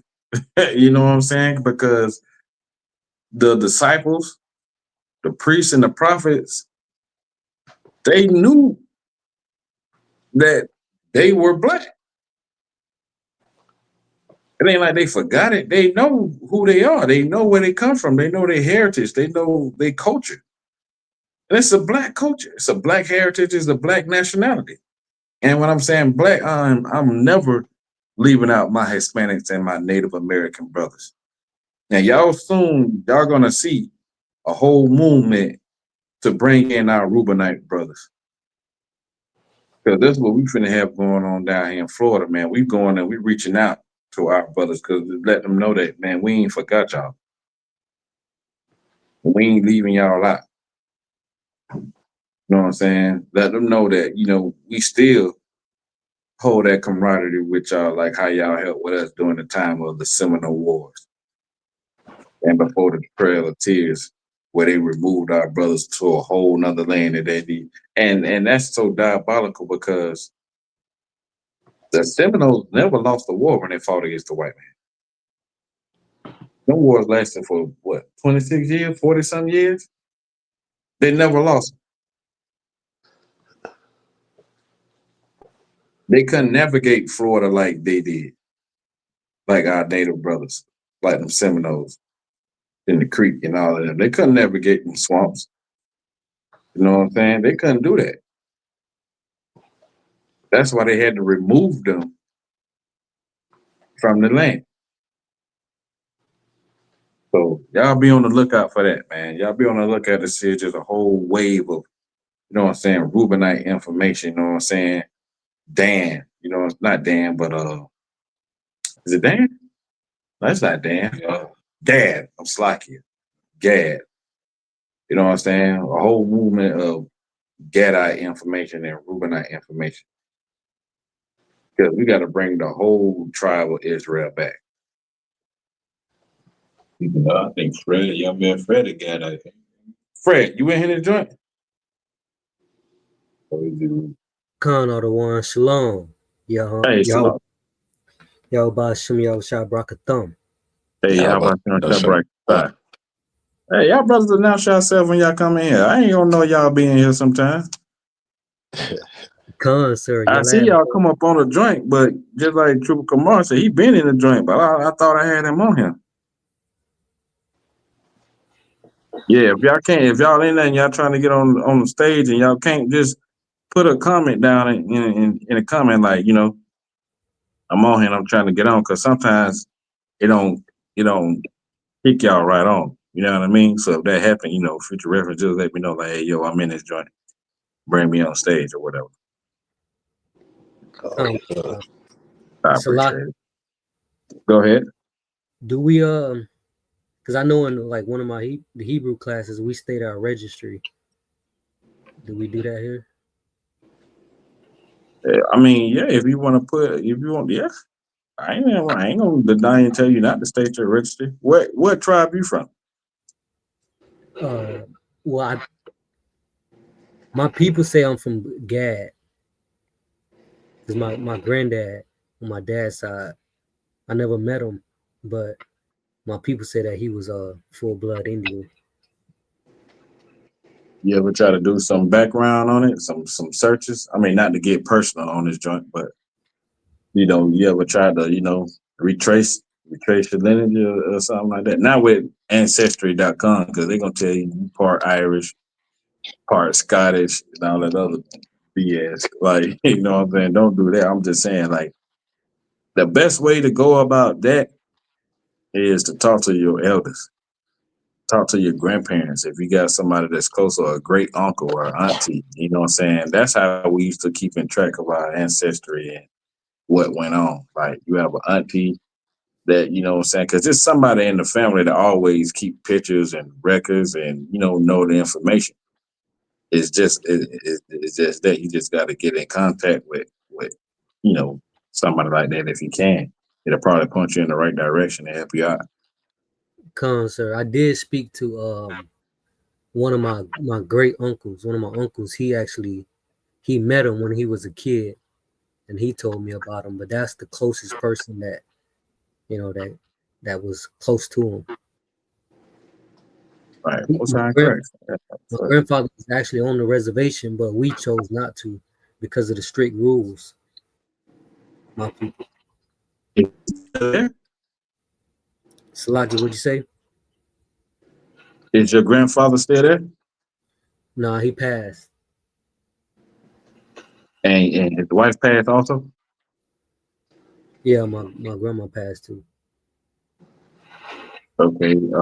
And I'm just going to ask this last question because I ain't trying to put you, get personal with you. Nah, you good. Is anybody that you know still on the reservation? That you know of? Sir. Dang. That'll be, and you mean the reservation in Florida or somewhere else? It was from Georgia. I think they came to Florida. I gotta double check and look in with everything. But like I said, I don't really know my grandparents except my grandma. I met my grandma. I never around that time when she was alive, I never thought to ask her about my granddad. But she always told him about, that he was Indian and she was Indian. Oh, because I was going to say, man, that'll be a ticket on them reservations, man, if you know somebody that was still there. Because them $5 Indians, which are mainly white people claiming to be Indians so they can take the land, they don't want to let us on them reservations. Because they know we come with the power of the Most High, and we coming to bring the truth. Coming out of one. So they don't want to let us on that joint. So they try to make it hard for us, especially down here in Florida, to get on these reservations. So that's why the only reason why I was asking you. Yeah, so yeah, like I'm saying, we got a whole movement planned on, and we got a lot of work to do with our Reubenite brothers and our Gadite brothers. So that'll just be on any information, any tool that can help brothers, fight brothers in the right way. Y'all know what to do with it. Salakia, sir. Go ahead. I actually been doing a lot of research on like the history of the Native Americans myself, as far as like what happened back then. And it's wild, man. Just how they cover up our story, they done the same. Yeah, like the thing is, like, this is what you gotta see. The nation as a whole being punished. You know what I'm saying? Being oppressed or being discriminated against. It may seem like, it's blacks, then you got the Hispanics, then you got the native. Even though the oppression and, what I'm saying, happened at different times, it's still happening to the whole nation of Israel. Even if it's separate occasions that it's happening, we ain't really got our ear to the streets with our Reubenite brothers and Gadite brothers as we should. So we don't really too much know how deep and how far it's going until we put boots on the ground and we get involved. That's why we doing it. Salakia, sir. Mm-hmm. One of the things that I learned and I researched about is a lot of the Native Americans that was here, they transported them out to Africa and to the Caribbeans. More Native Americans were put out of slavery, out of America, than they were slaves coming into America. And that's what a lot of people don't know. So they don't even know who they are. Even if they are a Native American, they won't even know because they was taken out of the land and put into slavery and then sold back into the land. Salakia. Yeah, that's 1492. That's when the conquistadors and Christopher Columbus did. When they came and they took the Iroquois and the Iroquois, saying it right? When they came and took them from the land of Puerto Rico and all the other places, they took them back to Spain Mm. and Portugal and Brazil and wherever else they wanted to send them to. That's where they sent them. So, like they say in the scriptures, we scattered across the face of the earth. You know what I mean? You got black men in China.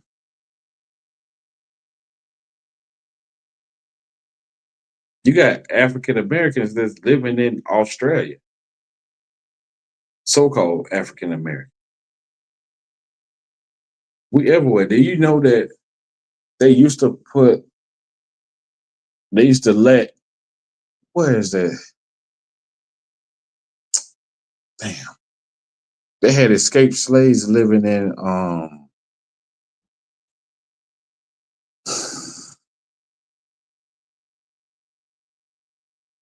it's in Europe, but it's cold there. I forgot the name.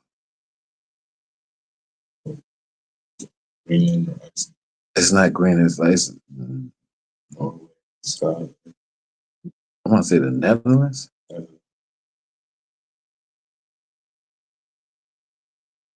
I think the Netherlands is up around that way where Greenland and all the other places there, right? Yeah, I think I'm gonna be sure. I'll make sure I check that out. But I think it's the Netherlands, and they wanted to, make it a colony, and they was telling escaped slaves lies that they can go and live there and be free. He said Siberia and Russia. Yeah, off to the side, he said Siberia and Russia. Yeah, and they was telling them they go to this place because they were trying to build up the population of that place, and it was helping escaped slaves get there. And once they got there, the conditions was horrible. It was cold as hell there. None of the farmland that they said that they was going to give them was even farmable. Like they couldn't. They really had to survive. So you'll see the children of Israel everywhere across the face of this earth. And I was listening to a radio show, not to be long winded, but they said that um, Vietnam War people, of the brothers that was in the Vietnam War and the other Korean War, taught them how to make fried chicken. I don't know how true that is, but they said they taught them how to fry chicken. Fried chicken. Yeah, Korean fried chicken. Salakia, sir. Go ahead. I heard we invented fried chicken during slavery because we ain't had like nothing else. So we just came up with it, cooking our food in lard or something like that, and then we came up with fried chicken. So that Fried could be chicken is in the Bible, brother. It was before slavery. It's part of the commandments. One of the commandments where it said we got to mix it with flour and oil. So that's a part of our culture. Like we took our, like they like to tell you that all our culture is forgotten, and we just forgot where we came from and what we did, but we kept that shit. Even when we was in slavery, we had to sneak and do certain things, but we didn't never let it go. Even though they tried to beat us out of it and you know what I'm saying, make us quit doing it, we still held on to it. So let me get Jeremiah 14:2.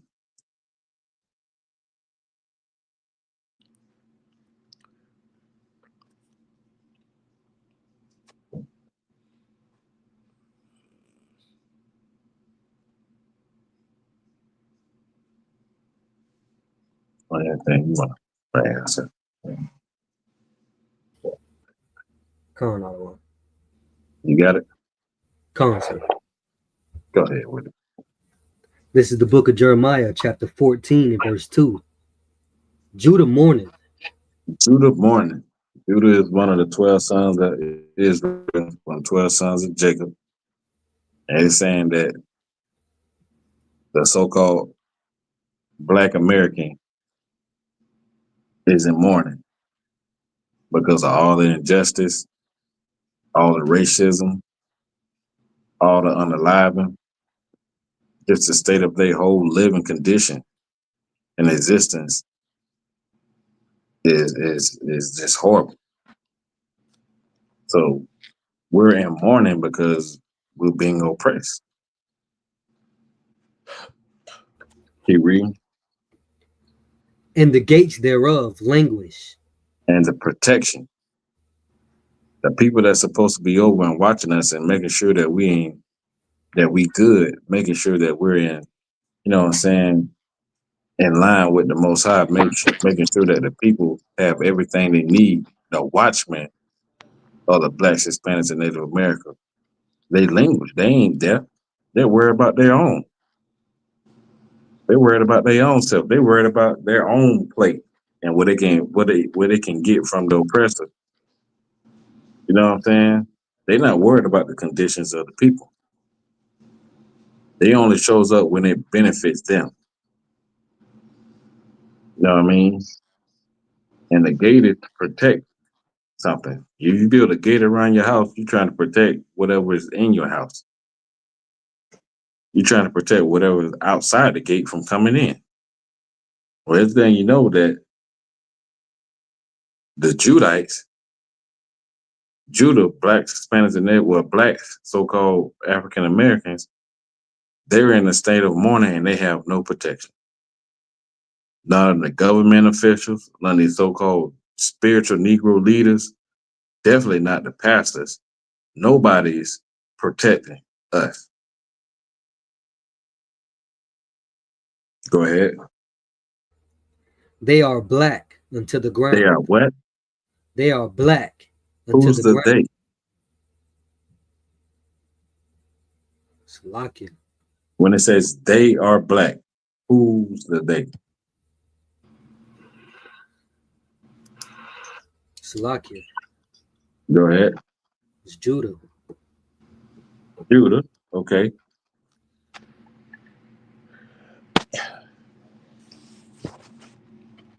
Looking for something else. You own. Yeah, we're talking about Judah because it said Judah morning. So we know they're talking about Judah.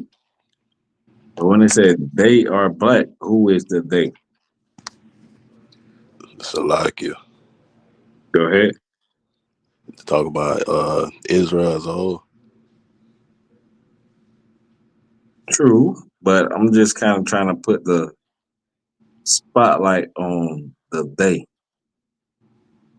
Like the answers y'all giving, y'all not wrong, but it's a specific kind of answer I'm kind of looking for. Salakia. Go ahead.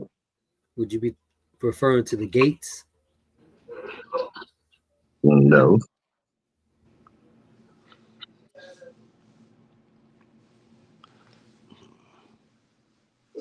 Y'all give up? I don't like that terminology, but you know what I mean? You want to take another shot at it? You got it.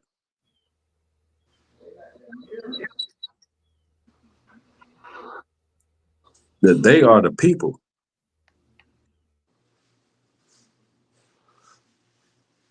They are black. It's telling you. Yeah, you said Judah. Yeah, you said Israel. I wanted to hear you say the people are black because it's putting the spotlight on these people. These certain people is telling you that they are black. That's why it says they are black. Because all of Israel ain't dark. Like we different colors. You a lighter brown, I'm a darker brown. You got some brothers and sisters from other tribes are lighter than you.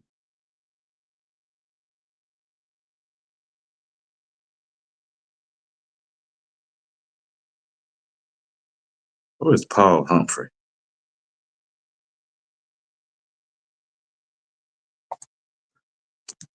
Paul Humphrey.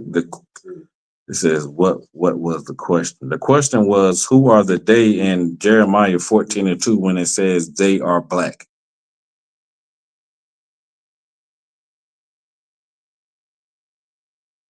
That's why I said to both of y'all, Trooper Kamar and Young Man Fred, that yeah, both of y'all answers are correct. Y'all wasn't wrong in y'all answer because Judah and Israel, yeah, we know that Israel are black, the Jews are black, but I wanted a more specific answer when it says on this particular thing, when it says they are black. Keep reading. The so-called black man in America. Yeah, keep one. reading. And the cry of Jerusalem is going up. Now go back to where it says they are finished that when it says they are black. Concert. Judah mourneth, and the gates thereof languish. They are black unto the ground. Unto the ground. Why does it say it's unto the ground? Salakia. Go ahead. Because they're in a low estate.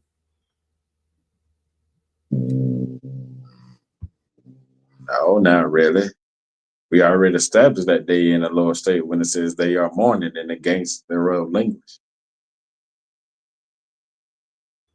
Salakia. Go ahead. It's given a imagery. It's given an image like the dirt. Right. And it's telling you unto the ground because when you dig in the earth, there's different shades of dirt, different shades of soil. So it's giving you kind of like an idea, like, okay, you got dark soil up top. The more you keep digging, it gets lighter. You know what I mean? Certain places you got the tan sand, the tan dirt. Some places you got the dark bronze color looking dirt, like the clay. Like you got some of our Gadite brothers and Reubenites, they look like that color. Look like copper almost, some of them. Like a dark shade of copper. So it's telling you like you said, like Israel is a speckled bird, man. We all different colors, but we are black. You know what I mean? So sometimes, like when you breaking that down, like you can go a little bit deeper into it to let them know, like it's identifying blacks, Hispanics, and Native Americans. Because you got some Hispanic people that's darker than me, and you got some Reubenite brothers and Gadite brothers that are light,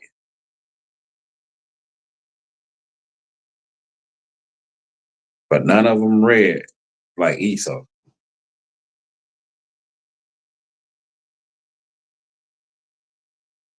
All right, let's get Songs of Solomon 1 and 5.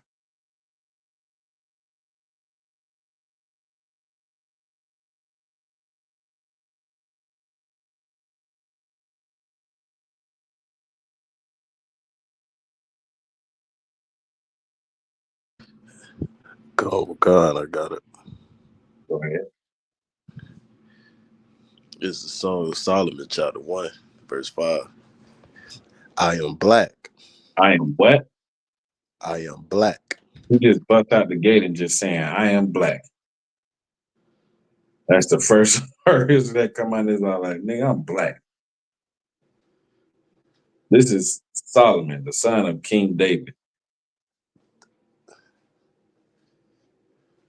Solomon black, his father got to be some kind of color.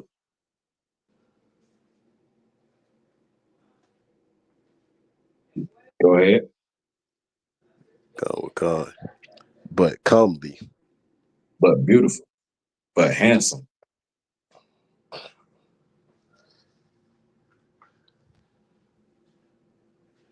That's why it's telling you, like,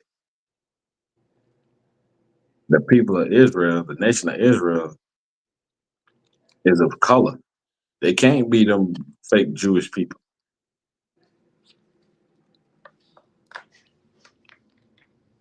It's telling you the identity of Solomon from the tribe of Judah. Jeremiah 14:2 says, Judah mourning, they are black. Solomon says, I am black.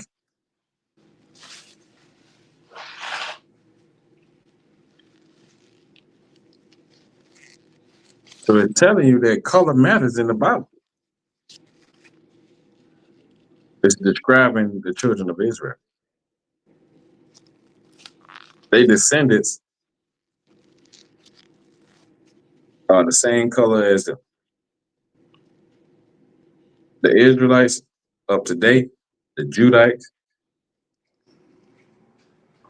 they black. Blacks, Hispanics, and Native Americans. Let me get Job 30:30.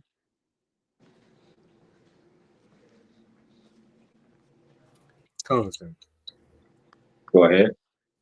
This is the book of Job, chapter 30 and verse 30. My skin is black upon me. My what? My skin is black upon No, me. my hair. My skin is black Yo, upon me. say my skin. If you got any confusion, my skin is black. Whoa. Telling you what he looked like.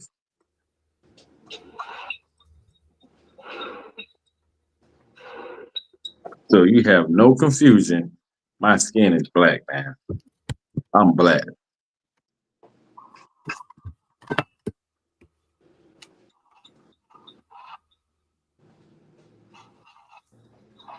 Keep reading. And my bones are burned with heat. Mm-hmm.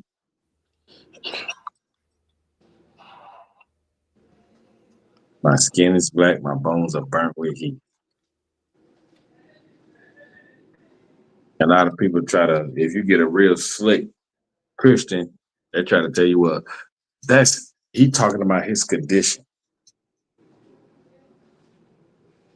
What kind of condition have a color? Like, yeah, I can't say, man, I'm red poor.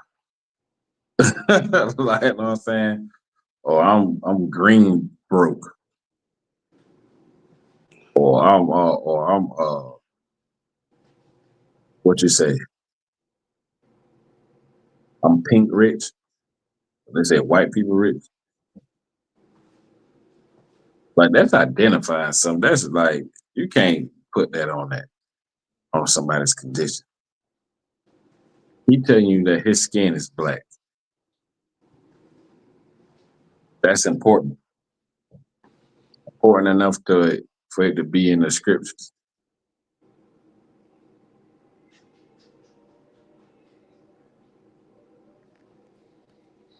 The Lord seen it important enough to tell them to put these in his records.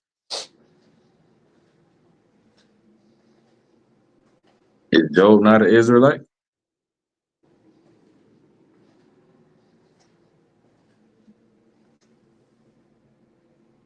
Acts 13:1.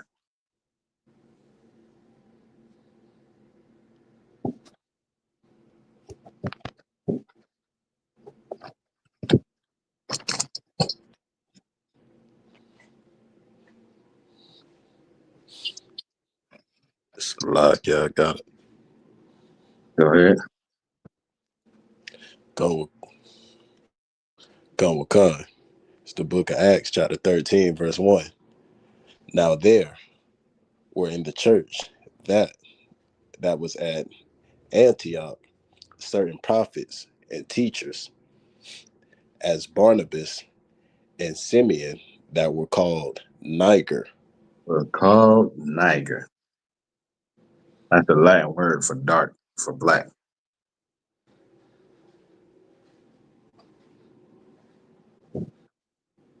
All of these are describing a nation of people. It's giving identity to a people that the Lord chose. Salakia. Go ahead. That's not how you pronounce that word, by the way. How you pronounce it? It's nigger. Yeah, right. I'm serious. Facts. Dead ass. Fact. It is. And there's only a certain people that's called nigger today.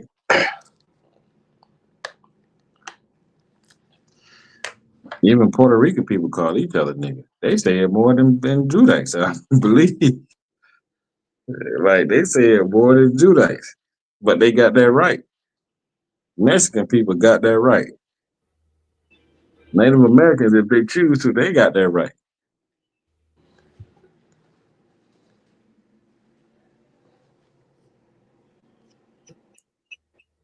So when they're saying I am black, it's talking about Israel. It's talking about the nation.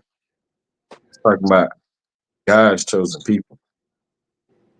And they wasn't afraid of it or didn't think it didn't matter. They knew it mattered. Christ knew it mattered. The Most High knew it mattered. That's why it's in these scriptures.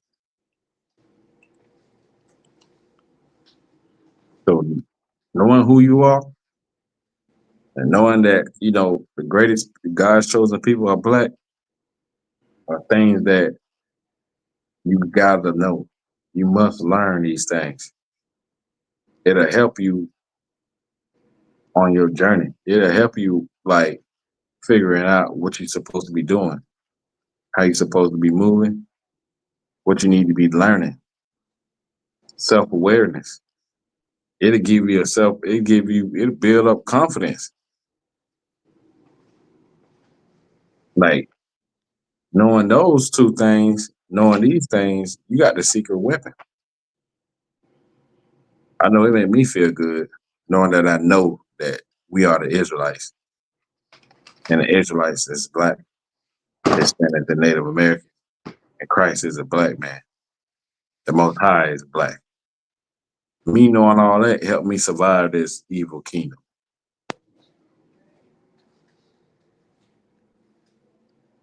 No, so you got anything you want to bring up? No.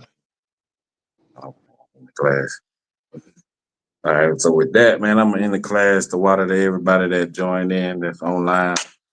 The water to, Triple Kamar, y'all, man, Fred, everybody that's online. Like I said, y'all be looking out for that information coming about Reuben and Gad. Like, share, subscribe. We on every Saturday at the library, 101 East Central Boulevard, downtown library. If y'all in the area, come and join. If not, you know what I'm saying? Like, share, tune in online. Yeah, by Shimon Shabrak of Thumb to the brothers. Yahawadah Shemar thought by Shimon Shah to the sisters. Shalom, Israel. Oh, and Slakia, throw out of the office Thaba Shah too. Salakia. Go ahead. We're not doing any questions. Are we out of time? I got What's up? What you got? One question. Nah, your one question turned into 10. But that's all good though. I mean, it's two questions technically. See, I told you. What's up with it? Can a Hebrew word have multiple meanings? Oh, my bad. Yeah. Can a Hebrew word have multiple meanings? Sir. Yeah, it depends on what word it is. Well, majority of it, some of them do. Sir. Well, this is because I was in Hebrew class and we were going over the mammals. And one of the animals had the same name as Chupa Kamar. So I was like, is it an animal or is it what they said it was? So I was just wondering if it had multiple meanings. Yeah, some words can have different meanings. But now I don't think all the words have different meanings. Sir. You know what I mean? Because you got some words that means this, and it, you know, you look up the definition of it, and it can mean this, and it can mean something else. Mm. So that's why, like, when you get your Hebrew name, they break it down for you. Con. Go ahead, sir. You gotta realize Hebrew was invented by blacks, Hispanics, and Native, our native tongue. So same way how we express ourselves today was the same way we used to communicate with each other. So we talk in slang. Hebrew is a slang language. It can be multiple meanings depending on context.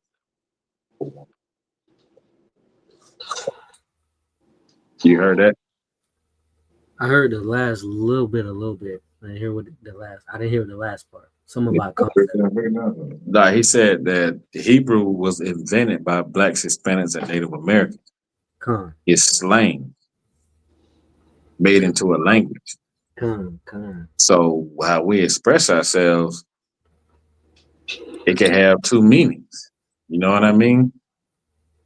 Just like if I tell you that I had to hit it on them folks. They threw them discos on. I had to bend a left and a right. You know what the hell I'm talking about. Con. What am I talking about? You had to get up out of there. Meaning what? you had to leave. You had to get out of Dodge. Break it down. Because you just gave me two different meanings. Just right there out of that. So I'm telling somebody what I just told you, like, man, I had to hit it, man. Them boys hit the discos on. I had to get up out of that joint. What am I saying? You saying the police came, they done turned the lights on, and you had to. Exactly. Did I say that? No. Right. So that's what you got to understand about Hebrew. The same thing. It's only meant for us to understand. You feel me? We understand how we are because we are one people. I mean, one nation. Other nations don't understand us. That's why we always needed to be separate from them. You feel what I'm saying? Gone. Right. What's your next question? That was it. I ain't gonna hold you. Nah, go ahead, rock out. That's what we're here for. I mean, I did ask Officer Thor shot a question. I don't know if he got to it. Oh yeah. I see the text. My bad. I was slaving. But, were you able to get your answer? La. If anything, I'll text you back. I'll hit you back. Or unless you want to ask Chaanak. Chaanak can answer it, man. You know just as much as I know as well too. Well, ask Chaanak. Don't put me on that. Let me go to the scripture. This is the book of Ezra, chapter 10. I'm gonna start at verse 2 and go to 3. Let me get there with you.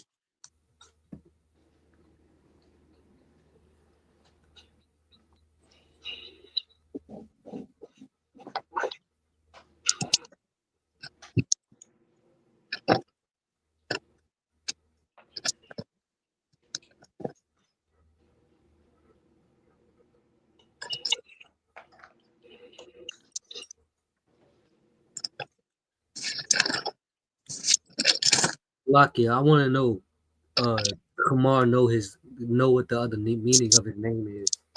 Huh? Does he know the other meaning of his name? Does he know the meaning of his name?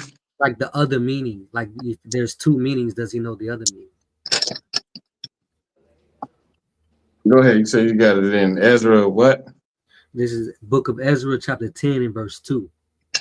10 and 2? Concert. And 3. Go ahead. And Shechaniah, the son of Jehiel, one of the sons of Elam, answered and said unto Ezra, we have trespassed against our God, and have taken strange wives of the people of the land. Yet now there is hope in Israel concerning this thing. Now therefore let us make a covenant with our God to put away all the wives and such as are born of them, according to the counsel of my Lord, and of those that tremble at the covenant of our God, and let it be done according to the law.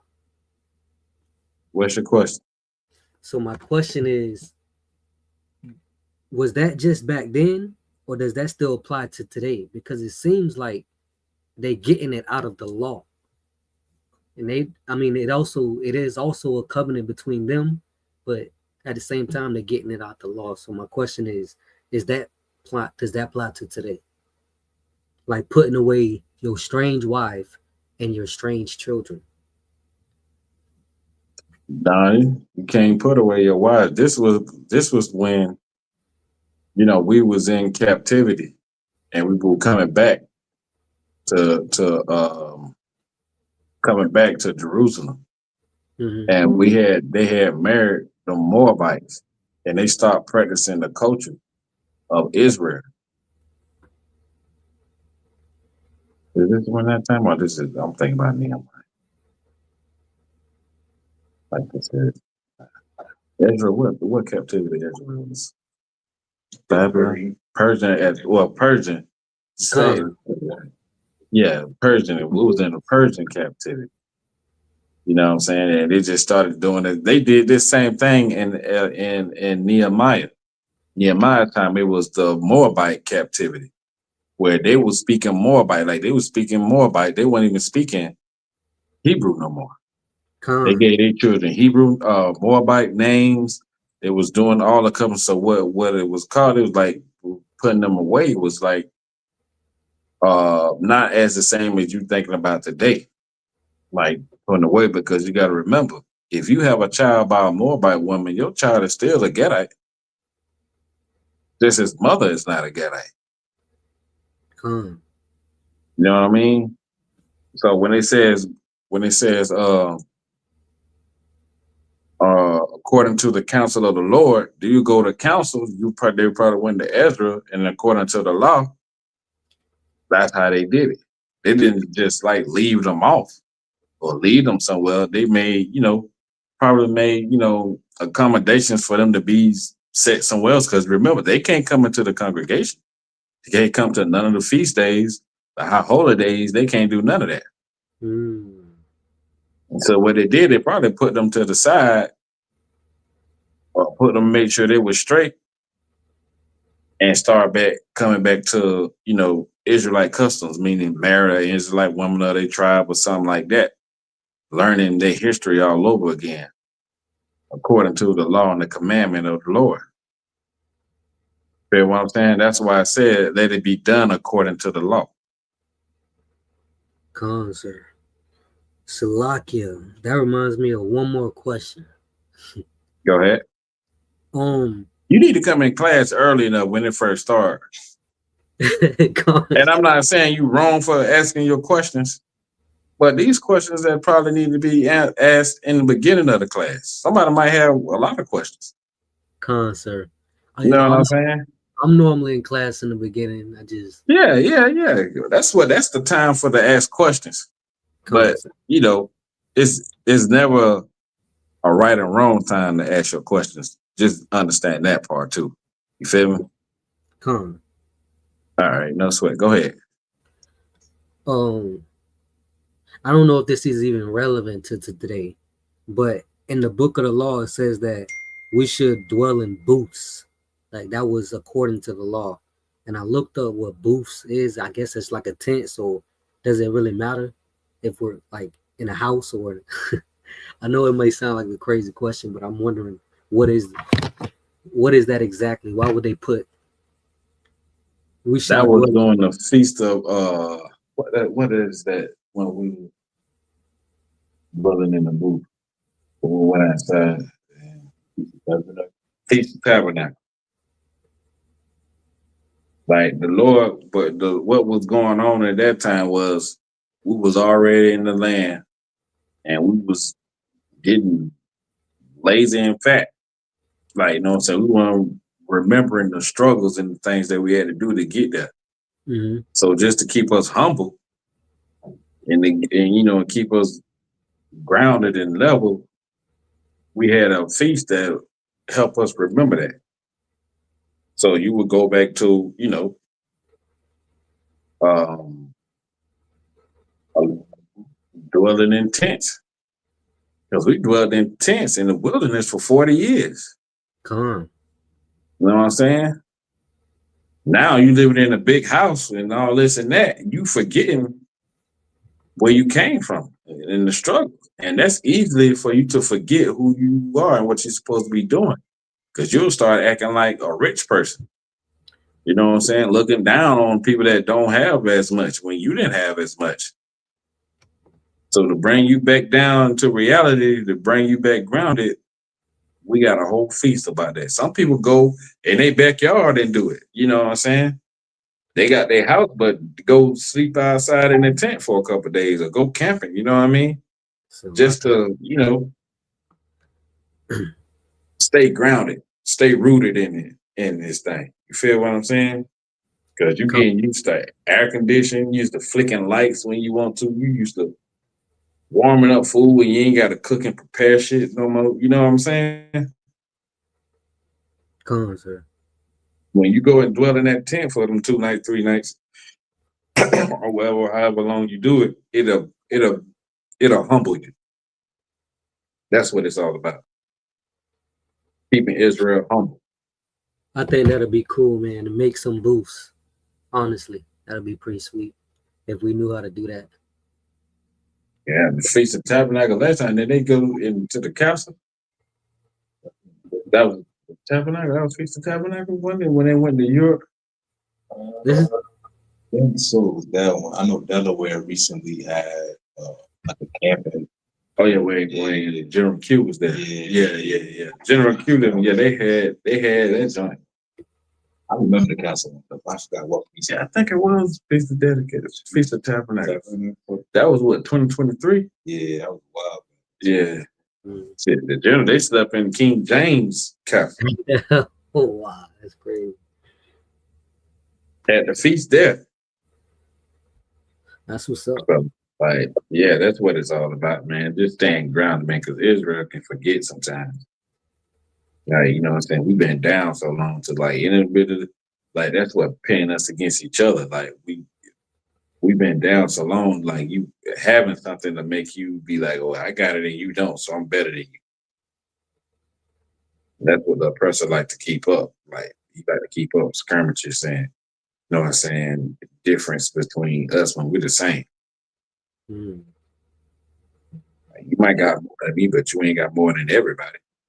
You still got to pay your rent to the white man. You don't own this land. Even if you own your land, you still got to pay taxes on something you already own. What sense does that make? No sense. So we don't really own nothing in this kingdom. Not anything but our heritage, our culture, and things like that. They can't take that away from us.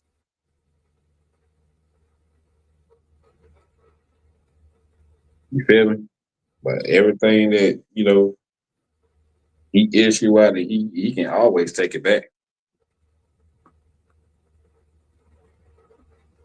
But when our kingdom comes, when Yahawadah kingdom come, like when we say we rule the world and we own the earth, it's really gonna be that.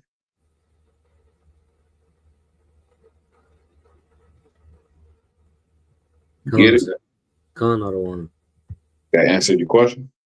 Khan, sir, the water. Any more? La. Is there anything else? La, sir. All right, with that, class over. It's nobody for me to pass the class over to, so I'm gonna say shalom, man. Y'all get with y'all brothers, Lord allow, next weekend.